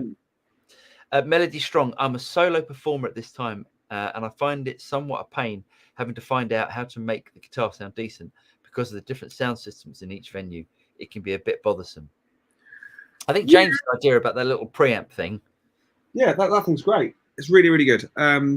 You know, you're always going to turn up with some kind of known quantity. Also, all you have to do is say to the guy at the front, please level off your EQ. Don't do anything. I'll do it all here, thanks. And most sound guys will grunt at you and go, because sorry, sound guys, but you're not always the most useful people to be. You know, we want to work with you. Don't even get me going about sound engineers who make life more difficult for everybody. Oh, yeah. When it's not, the whole thing is not supposed to be there. What do you mean? You actually want me to work and plug a cable in and be useful? Such wrong uns. Oh, God. Anyway, moving on. Aaron says you can just use 12s and give a truss rod a slight adjustment. 13s can sound great on a dread, though. All right. And there we go. There's chatter, which is good. Dilly says, evening guys, great show. Perhaps a video about going to your first open mic blues jam, etc. would be cool. I think a lot more people would come to jams, etc. if they knew what to expect. We should do one. I really wanted to set up a blues jam or a jam night in my village where I live. I'd love to get involved in that, but there's the hour and a half each way doesn't appeal. Yeah. There's lots of love and stuff. Let's carry on. Dilly says, oh, sorry, meant to say carry on from the vocal thing last week. Shelby Lynn, just a little loving, great production, super vocal performance. Who's Shelby Lynn? She's a singer. Oh, I hope okay. it's a she. Nice. Yes, sorry. Harman, not Arbiter. Sorry, wrong thingy. Yeah, Harman, who are the owner of many useful brands that they're not doing much with. Get back to the Digitech thing. Yeah, sure. Very, very strange what's going on there. I'm just quite concerned. Well, I'd say concerned that who will swoop in. Which Tommy, Maton or Larive? Is it Larive? How do you say that? Larive? I don't know how to say it. Larive, I would say. Larive. I don't know, mate. Don't know. Graham Fox says, what do you guys think about stainless steel frets? I've just took my player strat in for an SS refret. Hopefully it won't need refretting anytime soon. No, if you have stainless steel frets, I like stainless steel frets personally. What is the option? Nickel? I don't know what normal frets are made out of actually. So nickel frets, yeah, I'm sure it's nickel. Yeah. Stainless steel frets, basically that's it. You won't need to have a. You will not need to have a refret. Loads of luthiers don't like doing it. They do sound different. They sound brighter. What's that? It destroys tools. Yeah, because it's so much harder. Yeah. So Sirs come with stainless steel frets. I guess unless you request different. I really like them. Really like stainless steel frets. They're talking about themselves now. Oh, okay. Which is fine. Harman Kardon. Yes. I'm not sure who they're owned by now. I'm not sure. Great stereo speakers though, back in the day. Still chatting amongst themselves, I think. Yes. Paul, you may be to get a hotel room for the night. Hold on. What we're talking about there? I'm trying to think where that's in. No, I'm lost. Sorry, John. Yeah. Fill us in, John. Fill us in. There we go. Same one. Sorry. Yeah. Happy to recommend. Hold on. Mendel Rock says, happy to recommend Charlie Chandler's Plex setup. Had a Strat and a couple of Gibsons done. Nice. Well, there we go. I think I'll do it. I'd like to film it, actually. There's only a couple of Plex machines in the country. I think it's them and Peach have got one. Yeah. They're like aren't they like 200 grand or something? They're not cheap. It's all computerized, isn't it? It's not. It's a machine, but it's a CNC computer, really. Yeah, very clever thing. I mean, I've had guitars that have been plecked before, and they're brilliant, but I've never had a guitar plecked. They've come plecked. Nedim says, "Hi everybody, have you seen the YouTube video about the Morgan PR12 on the Sonic acoustic audio channel? It's dangerous. Might stop burning or electrocute someone." I've heard a lot of things. I don't want to get into things about Morgan amps, but I've never bought a Morgan amp for a reason. Put it that way. I couldn't buy one just because of the joke of having to then have a Friedman as well. I've heard lots of stories from people that have actually spoken to the horse's mouth. It's great amplifiers, great sounding amplifiers. That's all I'm going to say about that. At this point, we should also go. Oh, thanks, mate. Thank you, sir. Missed that one on when we were talking about gear and stuff, but all right, here we go. Cliffy Byro. I love that. Cliffy Byro. Is that? I love the cliff. Any advice for getting at the end of a cotton bud at one's ear? Asking for a friend.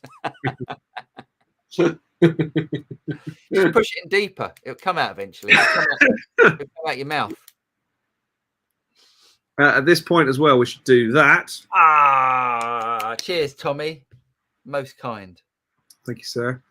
I actually don't know. I mean, other than some really fine tweezers or the emergency room or accident emergency, wherever you are in the world. Yeah. And then first at those moments, walking into A&E, the first thing you say is, "I'm sorry, I'm an idiot." Because that way they know where you stand, and you know that they know where you stand. I've had some very funny conversations with people that have worked in A&Es with certain things stuck in places that I've very funny night. Not me, obviously, but can I tell you the funniest A&E anecdote I've ever heard? Go on. So, I fell off a ladder. No. So a friend of mine's brother is an ambulance driver, a ambulance technician. Yeah. And there was a young lady of goth style, earrings and various things, and shaved head one side, and a goth.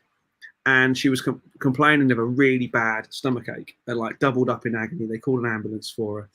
They get her in, give her an X-ray, and of course it's appendicitis. Oh. Now, appendicitis is quite a low operation, and when you go in to do an operation like that, they have to shave down there. And this young lady had green pubic hair, and she had a tattoo that said "Keep off the grass." Now, surgeons apparently are quite humorous people, because when she woke up and found she was shaved, there was in biro written, "Sorry, had to mow the lawn." Awesome. I'm sure it's an urban legend, but hey, it still made me laugh. Great. Shep says, "Great show as usual, lads. Question for Paul. I guess stereo 12-string on Nashville tuning, panned left and right. Tried neither, but looking to experiment. Currently have one acoustic, wondering about what to buy." I really like Nashville tuning. I've got a guitar that's permanently strung up in Nashville tuning. Me too. Hardly ever gets used. I use my lot. Do you? Yeah. I think it's great for those moments when you do need it. It's great for the sort of work that I do, where I'm giving people options. I'll get mine. Hold on. Oh my gosh, it's dusty. Yeah, See, it'd be interesting to see how much it's still in tune. So if you don't, Is it your Taylor that you struck?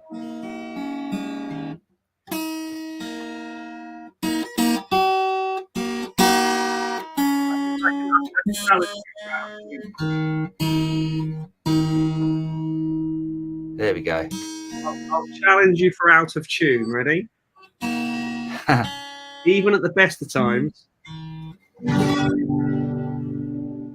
Oh, it's not so bad. It's not too bad. Okay, so if you don't know what Nashville tuning is, anyone, it's basically if you had a 12-string set, instead of using the standard guitar set, which comes on a 12-string set, it's the Others. It's the other strings, and it sounds like this. It's I mean, I could just play it. He has to get involved, doesn't he? So you can get this sort. I mean, YouTube, the sound is horrible, but.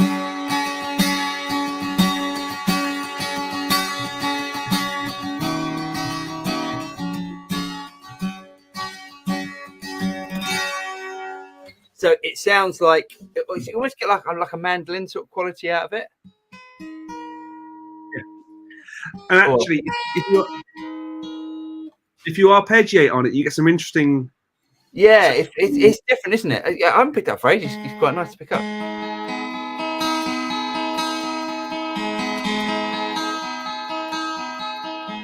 So you can still play all your standard chords. But it just sounds great. I love it. It's such a great thing. And you can have it in the track. I've so got to use it in the next studio rap song. You can have it in a track, and you can either use it, like Shep was saying, you can have like your main guitar, your normal sort of E to, it is still E to E strung, but your normal tuning guitar to one side, and then your Nashville on the other side. And it just creates this really nice, it's almost like you've got a 12-string, but you've stereoed the 12-string. You've stereoized your 12-string, which of course you can't do.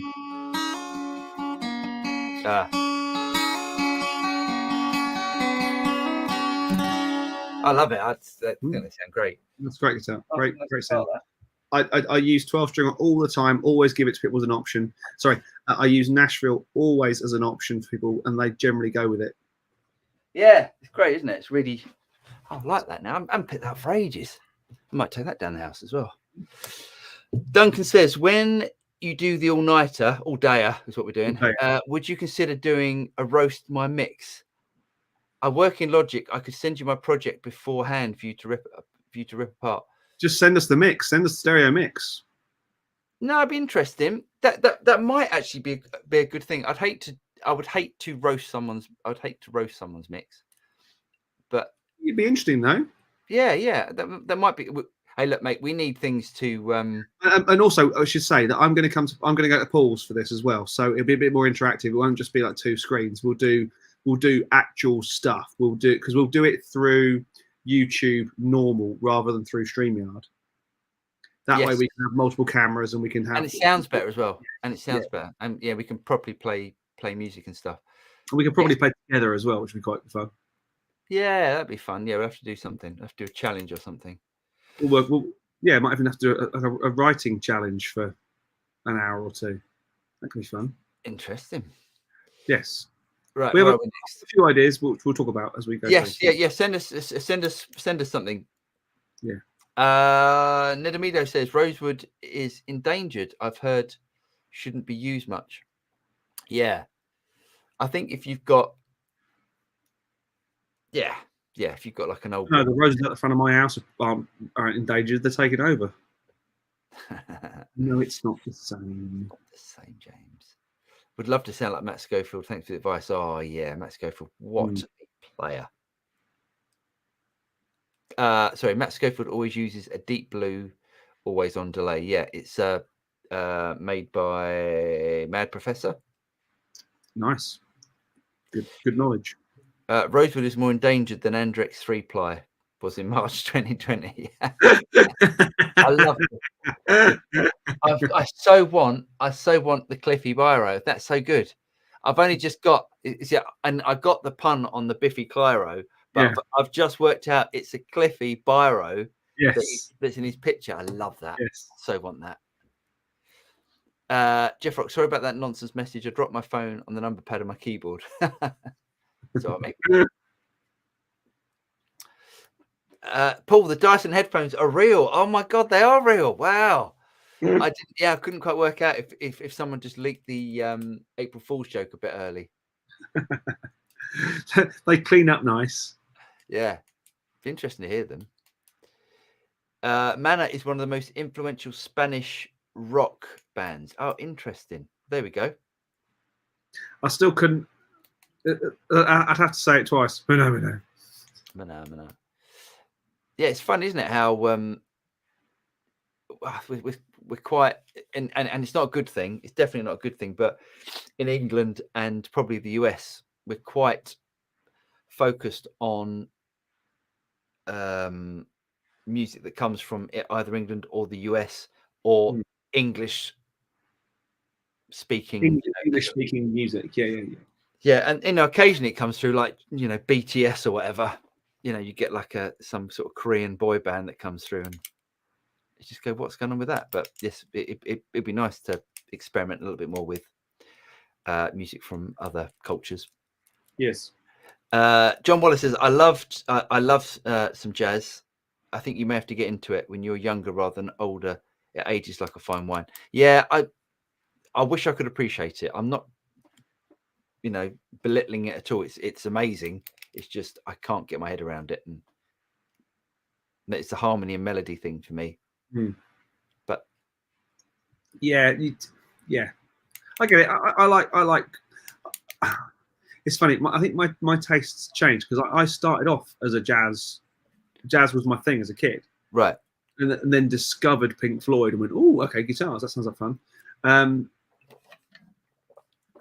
But I'll still put some Chick Corea on. I know that's more fusion than jazz, really, but I'll still put some Chick Corea on, listen to that, and all sorts of things. My CD collection, yes, I still have CDs, is pretty broad. So nice.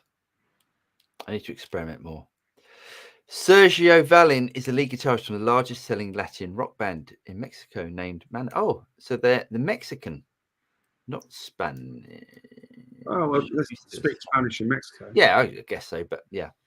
Also, John says, also love ebony fretboards, also have rosewood and purple heart. I used to have a guitar with purple heart fretboard. 13 each, and you have to buy them as a pair. What are we talking about here? Not the Dyson headphones. Oh, I don't know. 13-inch? No. It could be. I don't know. I'm not sure. I'm looking up. Don't know. I don't know. Okay. Sure. Harley Benton is the new Behringer. Dangerous to say things to say out loud, but yeah, it could be. Copy, yeah, they do copy of guitars. That's true, actually, in a certain way. Yeah. John Wallace says, love the My Victory preamp pedals and thinking deeply about these. It's a preamp tubes and a Class D preamp section. Yeah, I think it's really exciting. I think they've released that at the right time. The only thing that I would say is that I saw the video. I watched a couple of videos. I saw the release video with Phil Short and who's the amazing Welsh guitar player, my favourite. Oh God, I can't think of his bloody name now. Alec Jones. Alec Jones, unbelievable. Chris Buck. Right. And yeah, I got it, and I saw the Rabir video, and it was really interesting. I mean, he's great, he's such a great player, and he was switching between the outputs, the simulated outputs, the two notes, and sometimes it didn't sound too hot. But and other times when he was using something else, I don't know what he was using, it sounded really good. And then I saw the Andertons video, and I just love the way that Lee Anderton sort of tries to make out that it's not his company, that Victory isn't his company, because he's talking about like, oh, how Victory have done this, and it's did they not get you know who over from Malta for the videos? No, I don't think he does. No, he doesn't do anything for Victory anymore. Oh, okay. So yeah. So if anyone doesn't know, as far as I know, this is still the case.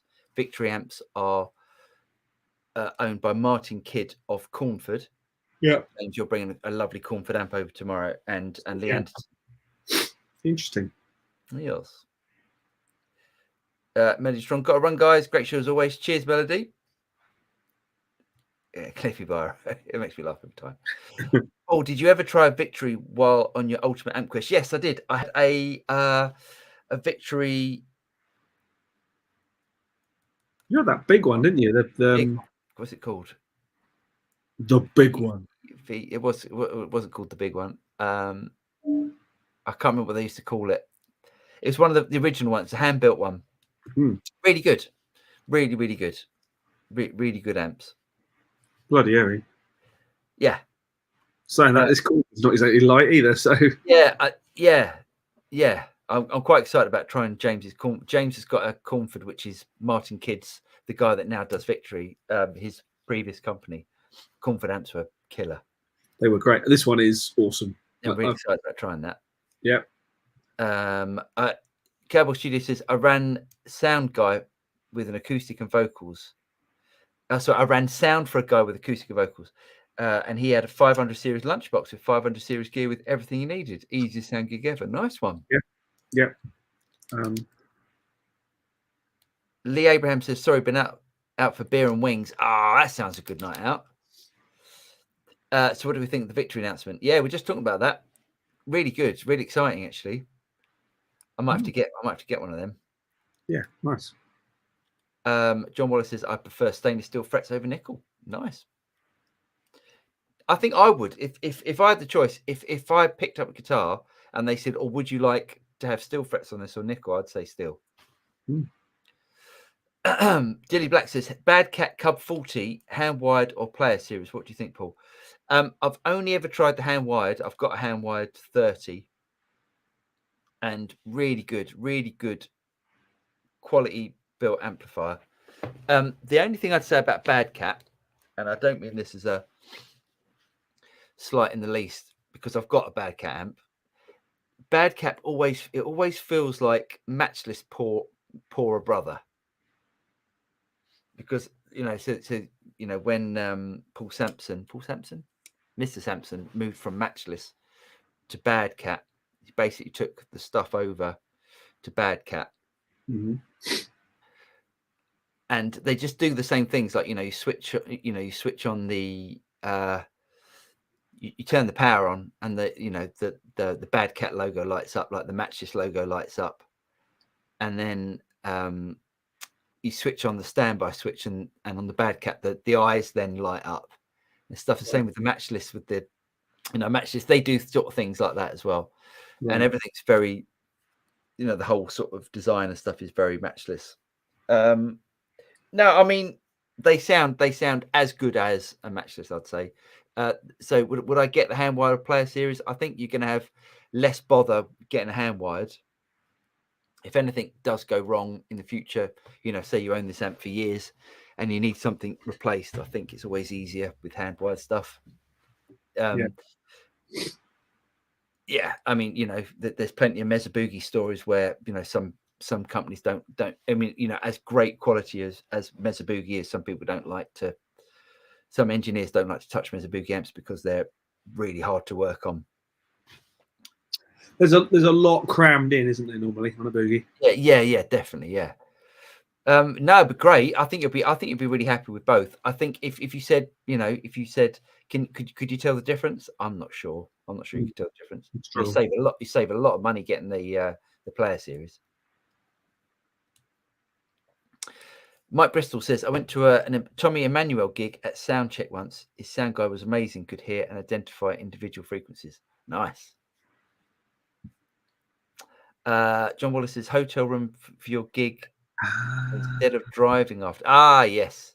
I did that a couple of times, but only when I was, if I was going the opposite way to the band, or if I was we used to do this one gig in Manchester, the Manchester Ball, every year, and then straight after that I would drive on up to Scotland, or the next day I'd drive up to Scotland for a cheer weekend, and they would go back down to London or whatever, and I was like, well, I'm going to get a hotel room, and it was always a cheap late rooms job somewhere near that you pick up for about 45 quid for a room for the night. So nice. Okay, big deal. So saved me on the fuel and time. Yeah. Nice one. Dilly Black says, Mescal Evo gold frets, amazing. Ooh. Great for people who suffer from nickel allergies. They are equivalent to stainless steel. Harder than nickel, softer than nickel, softer than nickel frets.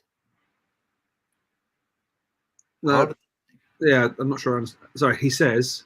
Sorry, softer than stainless steel. I see. Nice one. Yeah. Yeah, that's exciting. Yeah, I haven't heard of them. That sounds great. Paul, have a look at the Teddy truss rod crank for vintage truss rod adjustment. Oh, what's this? Oh, I'm so interested in this. I would definitely check that out. Thanks, Jeff. Because I hate taking the necks off, especially when you get a new guitar. Because undoubtedly, things move, and you get a new guitar, or you want it set up slightly different to someone else. Always having to with a sort of vintage Fender style guitar. Alec says, Alec Bourne, mini band scientist. Evening, boys. Hope you're both well. And you, Alec. Yep, fighting form now, which is good. Cowbell, James needs to bring his drums. No, he doesn't. He doesn't. One thing he doesn't. I don't think his drum kit would fit in my studio. You've not seen the amount of ridiculous amount of drums James has got. You'd have been so proud of me today. I did a whole track, didn't hit a tom once. I ended up taking 5 mic channels out. I still had to send 9 channels though.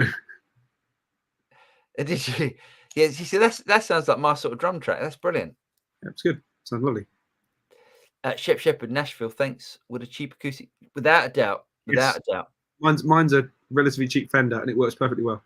Because it's one of those. I mean, I've mine's on a really decent acoustic on a Taylor, but yeah, because it's one of those instruments that you use very rarely, and it sounds great on a cheap acoustic. Yeah, it works.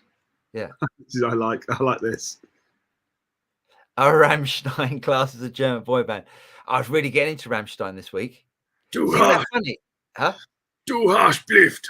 I know, it's great. I think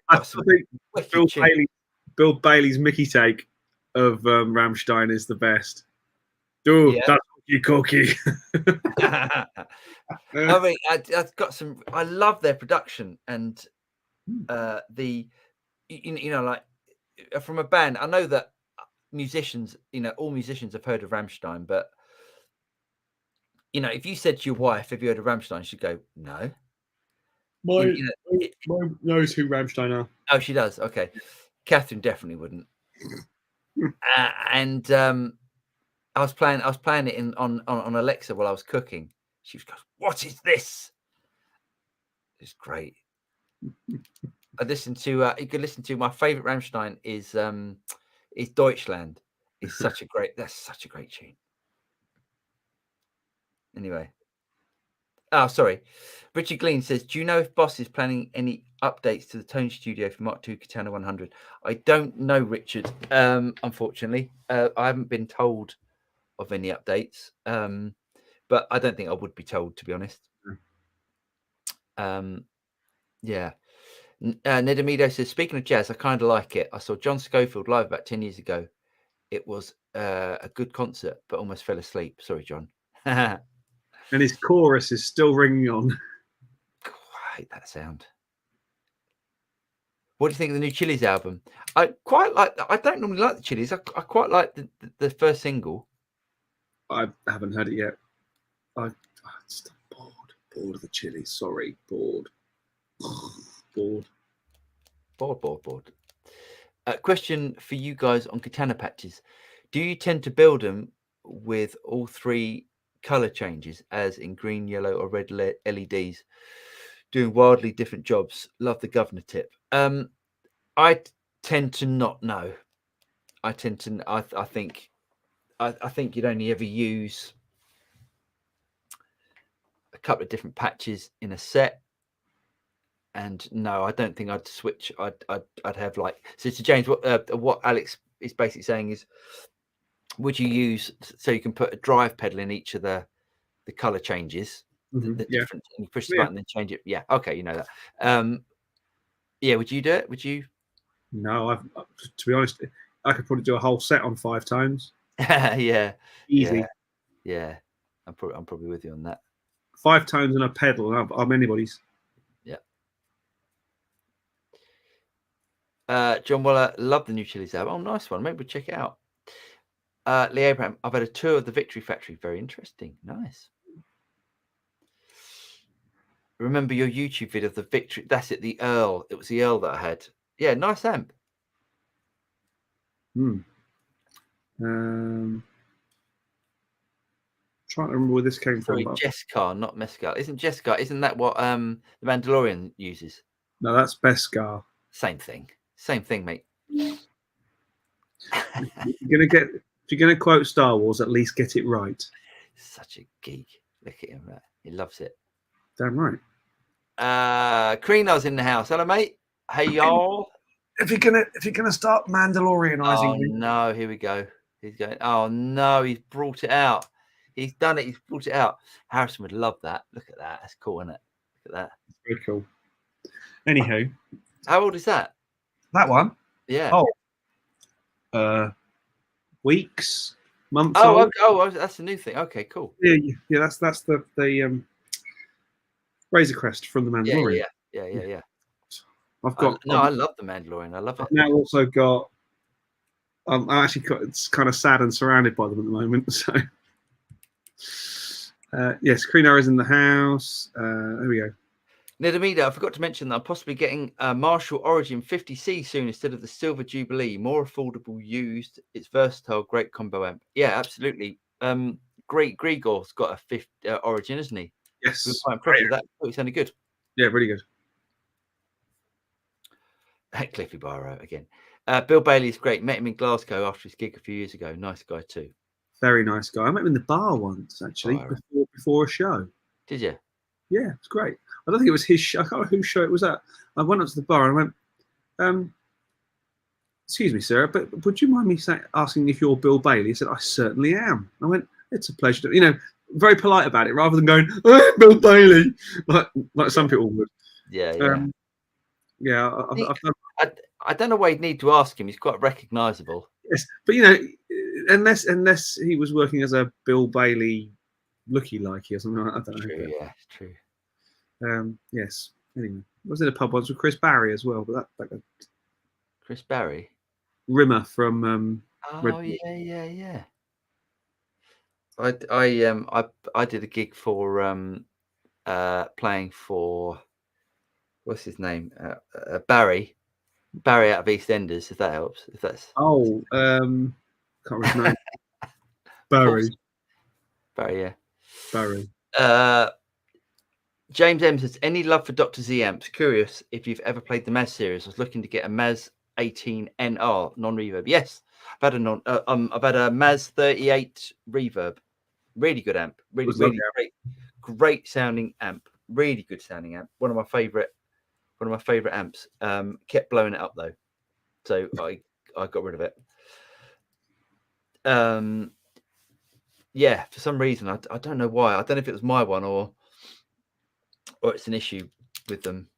That's why I was a bit scared of EL84s after the Maz. Paul, have a listen to the Who Band on YouTube. I will do. The Who Band. John Schofield hasn't used chorus in 20 years, guys. It's so funny, isn't it? Like, you think you hear like one song and you just go, oh, that's it. But he used to use it all the time, didn't he? I saw him with Herbie Hancock and the new Jazz All Stars, and there were two funny things about that gig. One was the late Michael Brecker was playing saxophone, and it was so funny. I mean, jazz gigs are legendary for fairly long solos, and I kid you not, Michael Brecker did his first solo like this, and he was all over it. Right. And then he did his 10 minutes or whatever it was, and then John Schofield did his solo. Michael Brecker clearly went off and had a great steaming dump because he came back on and went, oh, nice. But yeah, Schofield, sorry, the chorus pedal was definitely on that night. There we go. Rammstein videos are great too. They are. The budgets must be colossal. Massive budgets. So good. Really good. It's really good to watch, like, like one of their videos. Brilliant. We followed Rammstein into cheerleading, followed Rammstein into the Genting Arena one year. Yeah. We had a phase of following metal bands around. We followed Slipknot in one year and we followed Rammstein in the next year. It was like there is a certain odor in a venue from a metal gig, that kind of beer that's been on the floor for weeks, even though it's only been on the floor for that night. Oh. Yeah. Um, sorry, Cowbell. I am not even going to put your comment up because you're just wrong for even suggesting it. What is it? What is the Star Wars? Is that my Captain Kirk? Captain Christopher, Chris Pike, best Star Trek captain. I'm getting very old. There we go. You know what, you're absolutely right, mate. He, yes, that's. I do like Star Trek. I have to admit. I was it bat for both teams or whatever the phrase is. I'm non-agnostic when it comes to sci-fi. Rene says, I see guitar shops carry a lot of combos now, fewer amp heads, so it's difficult to get amp heads now. Do you know if manufacturers prefer making combos? Oh, that's interesting. I don't know. I prefer heads. I have to admit, because I don't know. I don't. It doesn't. I mean, heads are great because you can have more of them in less space. Yeah, and they're not as heavy. And then if you carry a combo, that's a big job. Sometimes a two-man job. While a head, you can pick up the head, take that in, and then go and pick up the cab. Some heads you can pick up and just wander in with. Some you can't. Oh, it can't be more. It can't be heavier than that matchless head. That. Oh, so the mattress is heavy. That Cornford is heavy. Is it interesting? Anywho, let's carry on. Brett's in the house. One of my favourites. Do you watch Brett's channel? I do, yes. Brett, the feeling is mutual. I love Brett's guitar playing, and anyone that wants to learn anything about guitar playing and how to play guitar, watch Brett's channel. It's fantastic. And Brett, do you know the reason why I bought this was because of your pink Strat? Hold on.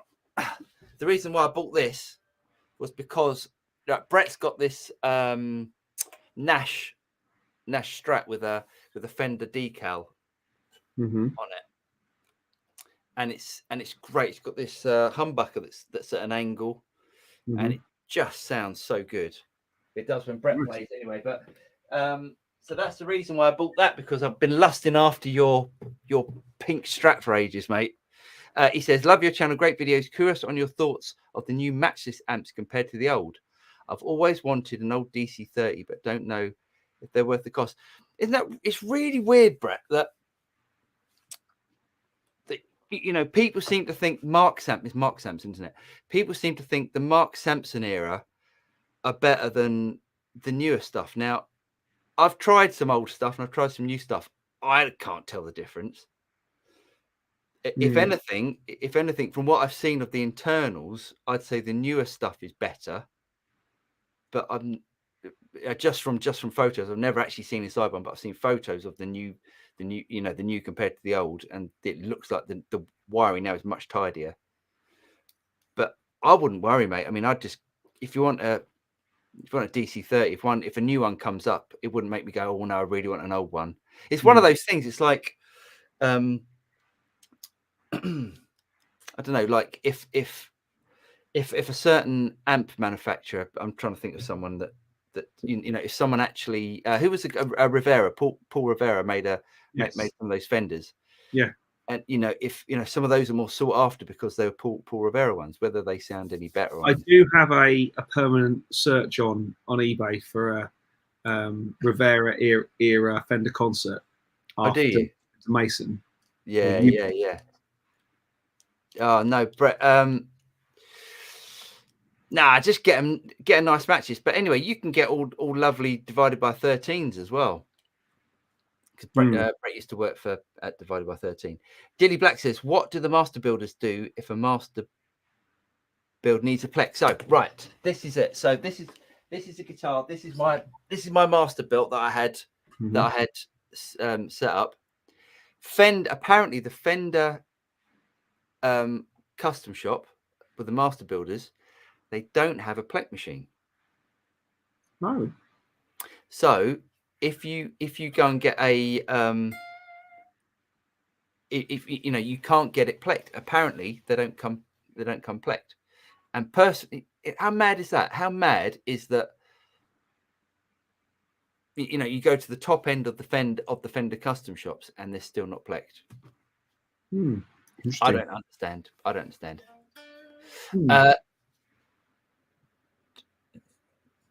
but anyway, yes. So this is the one that I'm going to get plecked. I'm going to get this plecked because I think it's worth getting it to be as good as I'm looking possible. forward to trying that one. Yeah, it'd be interesting to see what you prefer, this or the green one.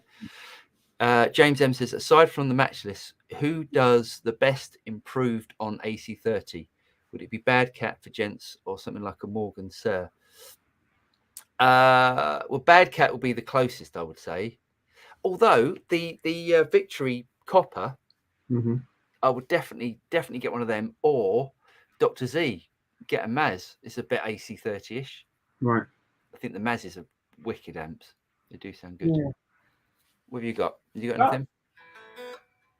No, I don't think I have. I mean, say the Chandler is very Vox, but it's also very Selmery, and it's all those basically kind of Britishy amp tones because you can change how the valves bias. But they're very rare. They're so rare.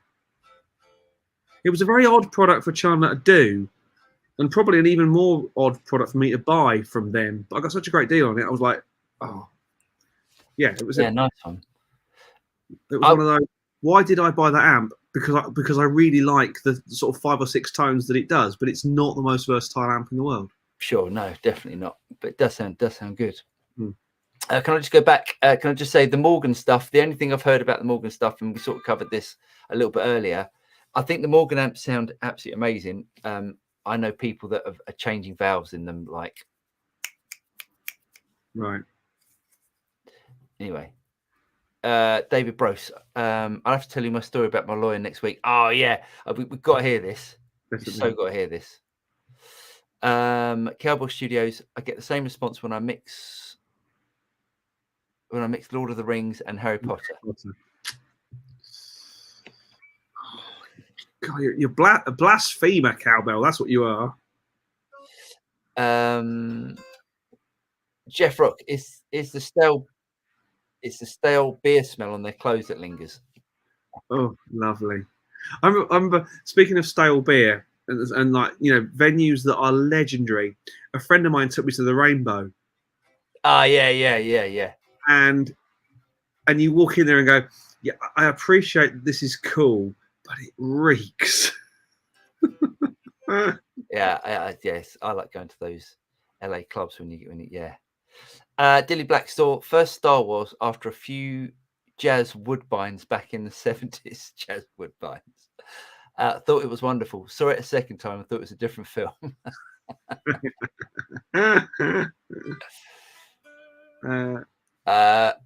Yes, Brett says yes. That's an awesome guitar.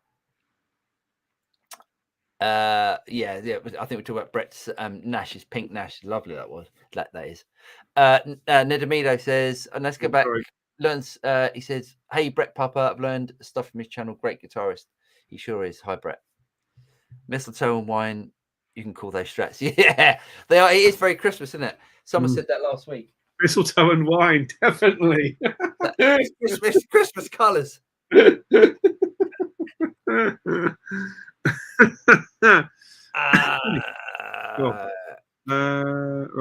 Point. True.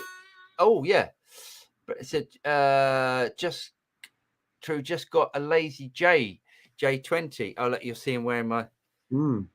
So Jesse Lazy J lives about 2 miles from me. So all right, nice. Very talented man. Nice to see Brett Papa on the show. I bought a few of his lessons. I highly recommend the Hendrix Unleashed course. It's fantastic if you like Jimmy. Absolutely. No, I meant your guitar. Oh, thanks, mate. We're there. We're there. We've done our time. You know, it's time for Paul to turn back into a pumpkin or whatever he does after hours. We're gonna get Jeff Rock's one in just there because we can. Jeff Rock says, have a look at Flynn Amps 284 for a great take on a Vox. Handmade in the UK. Nice one. Yeah, it's funny. There's loads of little amp manufacturers you'd never heard of. You know, even being in the UK, you'd think that we'd know all these different amp manufacturers. And last couple, promise. Okay, standard USA GNL guitar complete. Wow. So not having the option on a master built is a shock. Yeah, it's crazy, isn't it? And you've got to spend, like, to have a guitar plecked at Chandler's, it's 150 quid. Yeah. Jesse used to do the amp repairs at Chandler's. He did. He Yeah. did, yeah. Have a great night, guys. From K. Michael We Pitt. certainly will. Thank you, everyone. Thank you for joining us for another 2-hour extravaganza of all things. I've got an idea if he's still on. Brett, in case you missed it, we're doing, James and myself are doing a for our 100th show in a couple of weeks' time, 3 weeks' time. We're doing a 12-hour marathon in support for we're gonna do it like for charity. We're gonna give it to some Ukraine fund. Yes. Be great to get Brett on if you're about for a little amount of time, a long amount of time, whatever you'd like, just to have a chat and yes, some, open house, and it'd be good fun, wouldn't it? Yes, it'd be nice. Yeah, it'd be nice to get some people on, some people of knowledge. Also, we won't be able to do it so easily because we won't be using StreamYard. Oh, that's a shame. We'll have to work that out then, won't we? Yeah, we'll work that one out. We'll work some stuff out. We've got a couple of 3 weeks to work it out. So Yeah. Thanks again for joining us, everyone. Hope you had a great time. We certainly did. We always do. I look forward to Wednesday evenings I do too. for everybody's company. So we will see you next week for more of the same. But for now, my name's James Ivy. Paul Drew. From the Studio Rats, and we will see you again very soon. Good night, take care, and stay safe, everyone. Cheers, guys.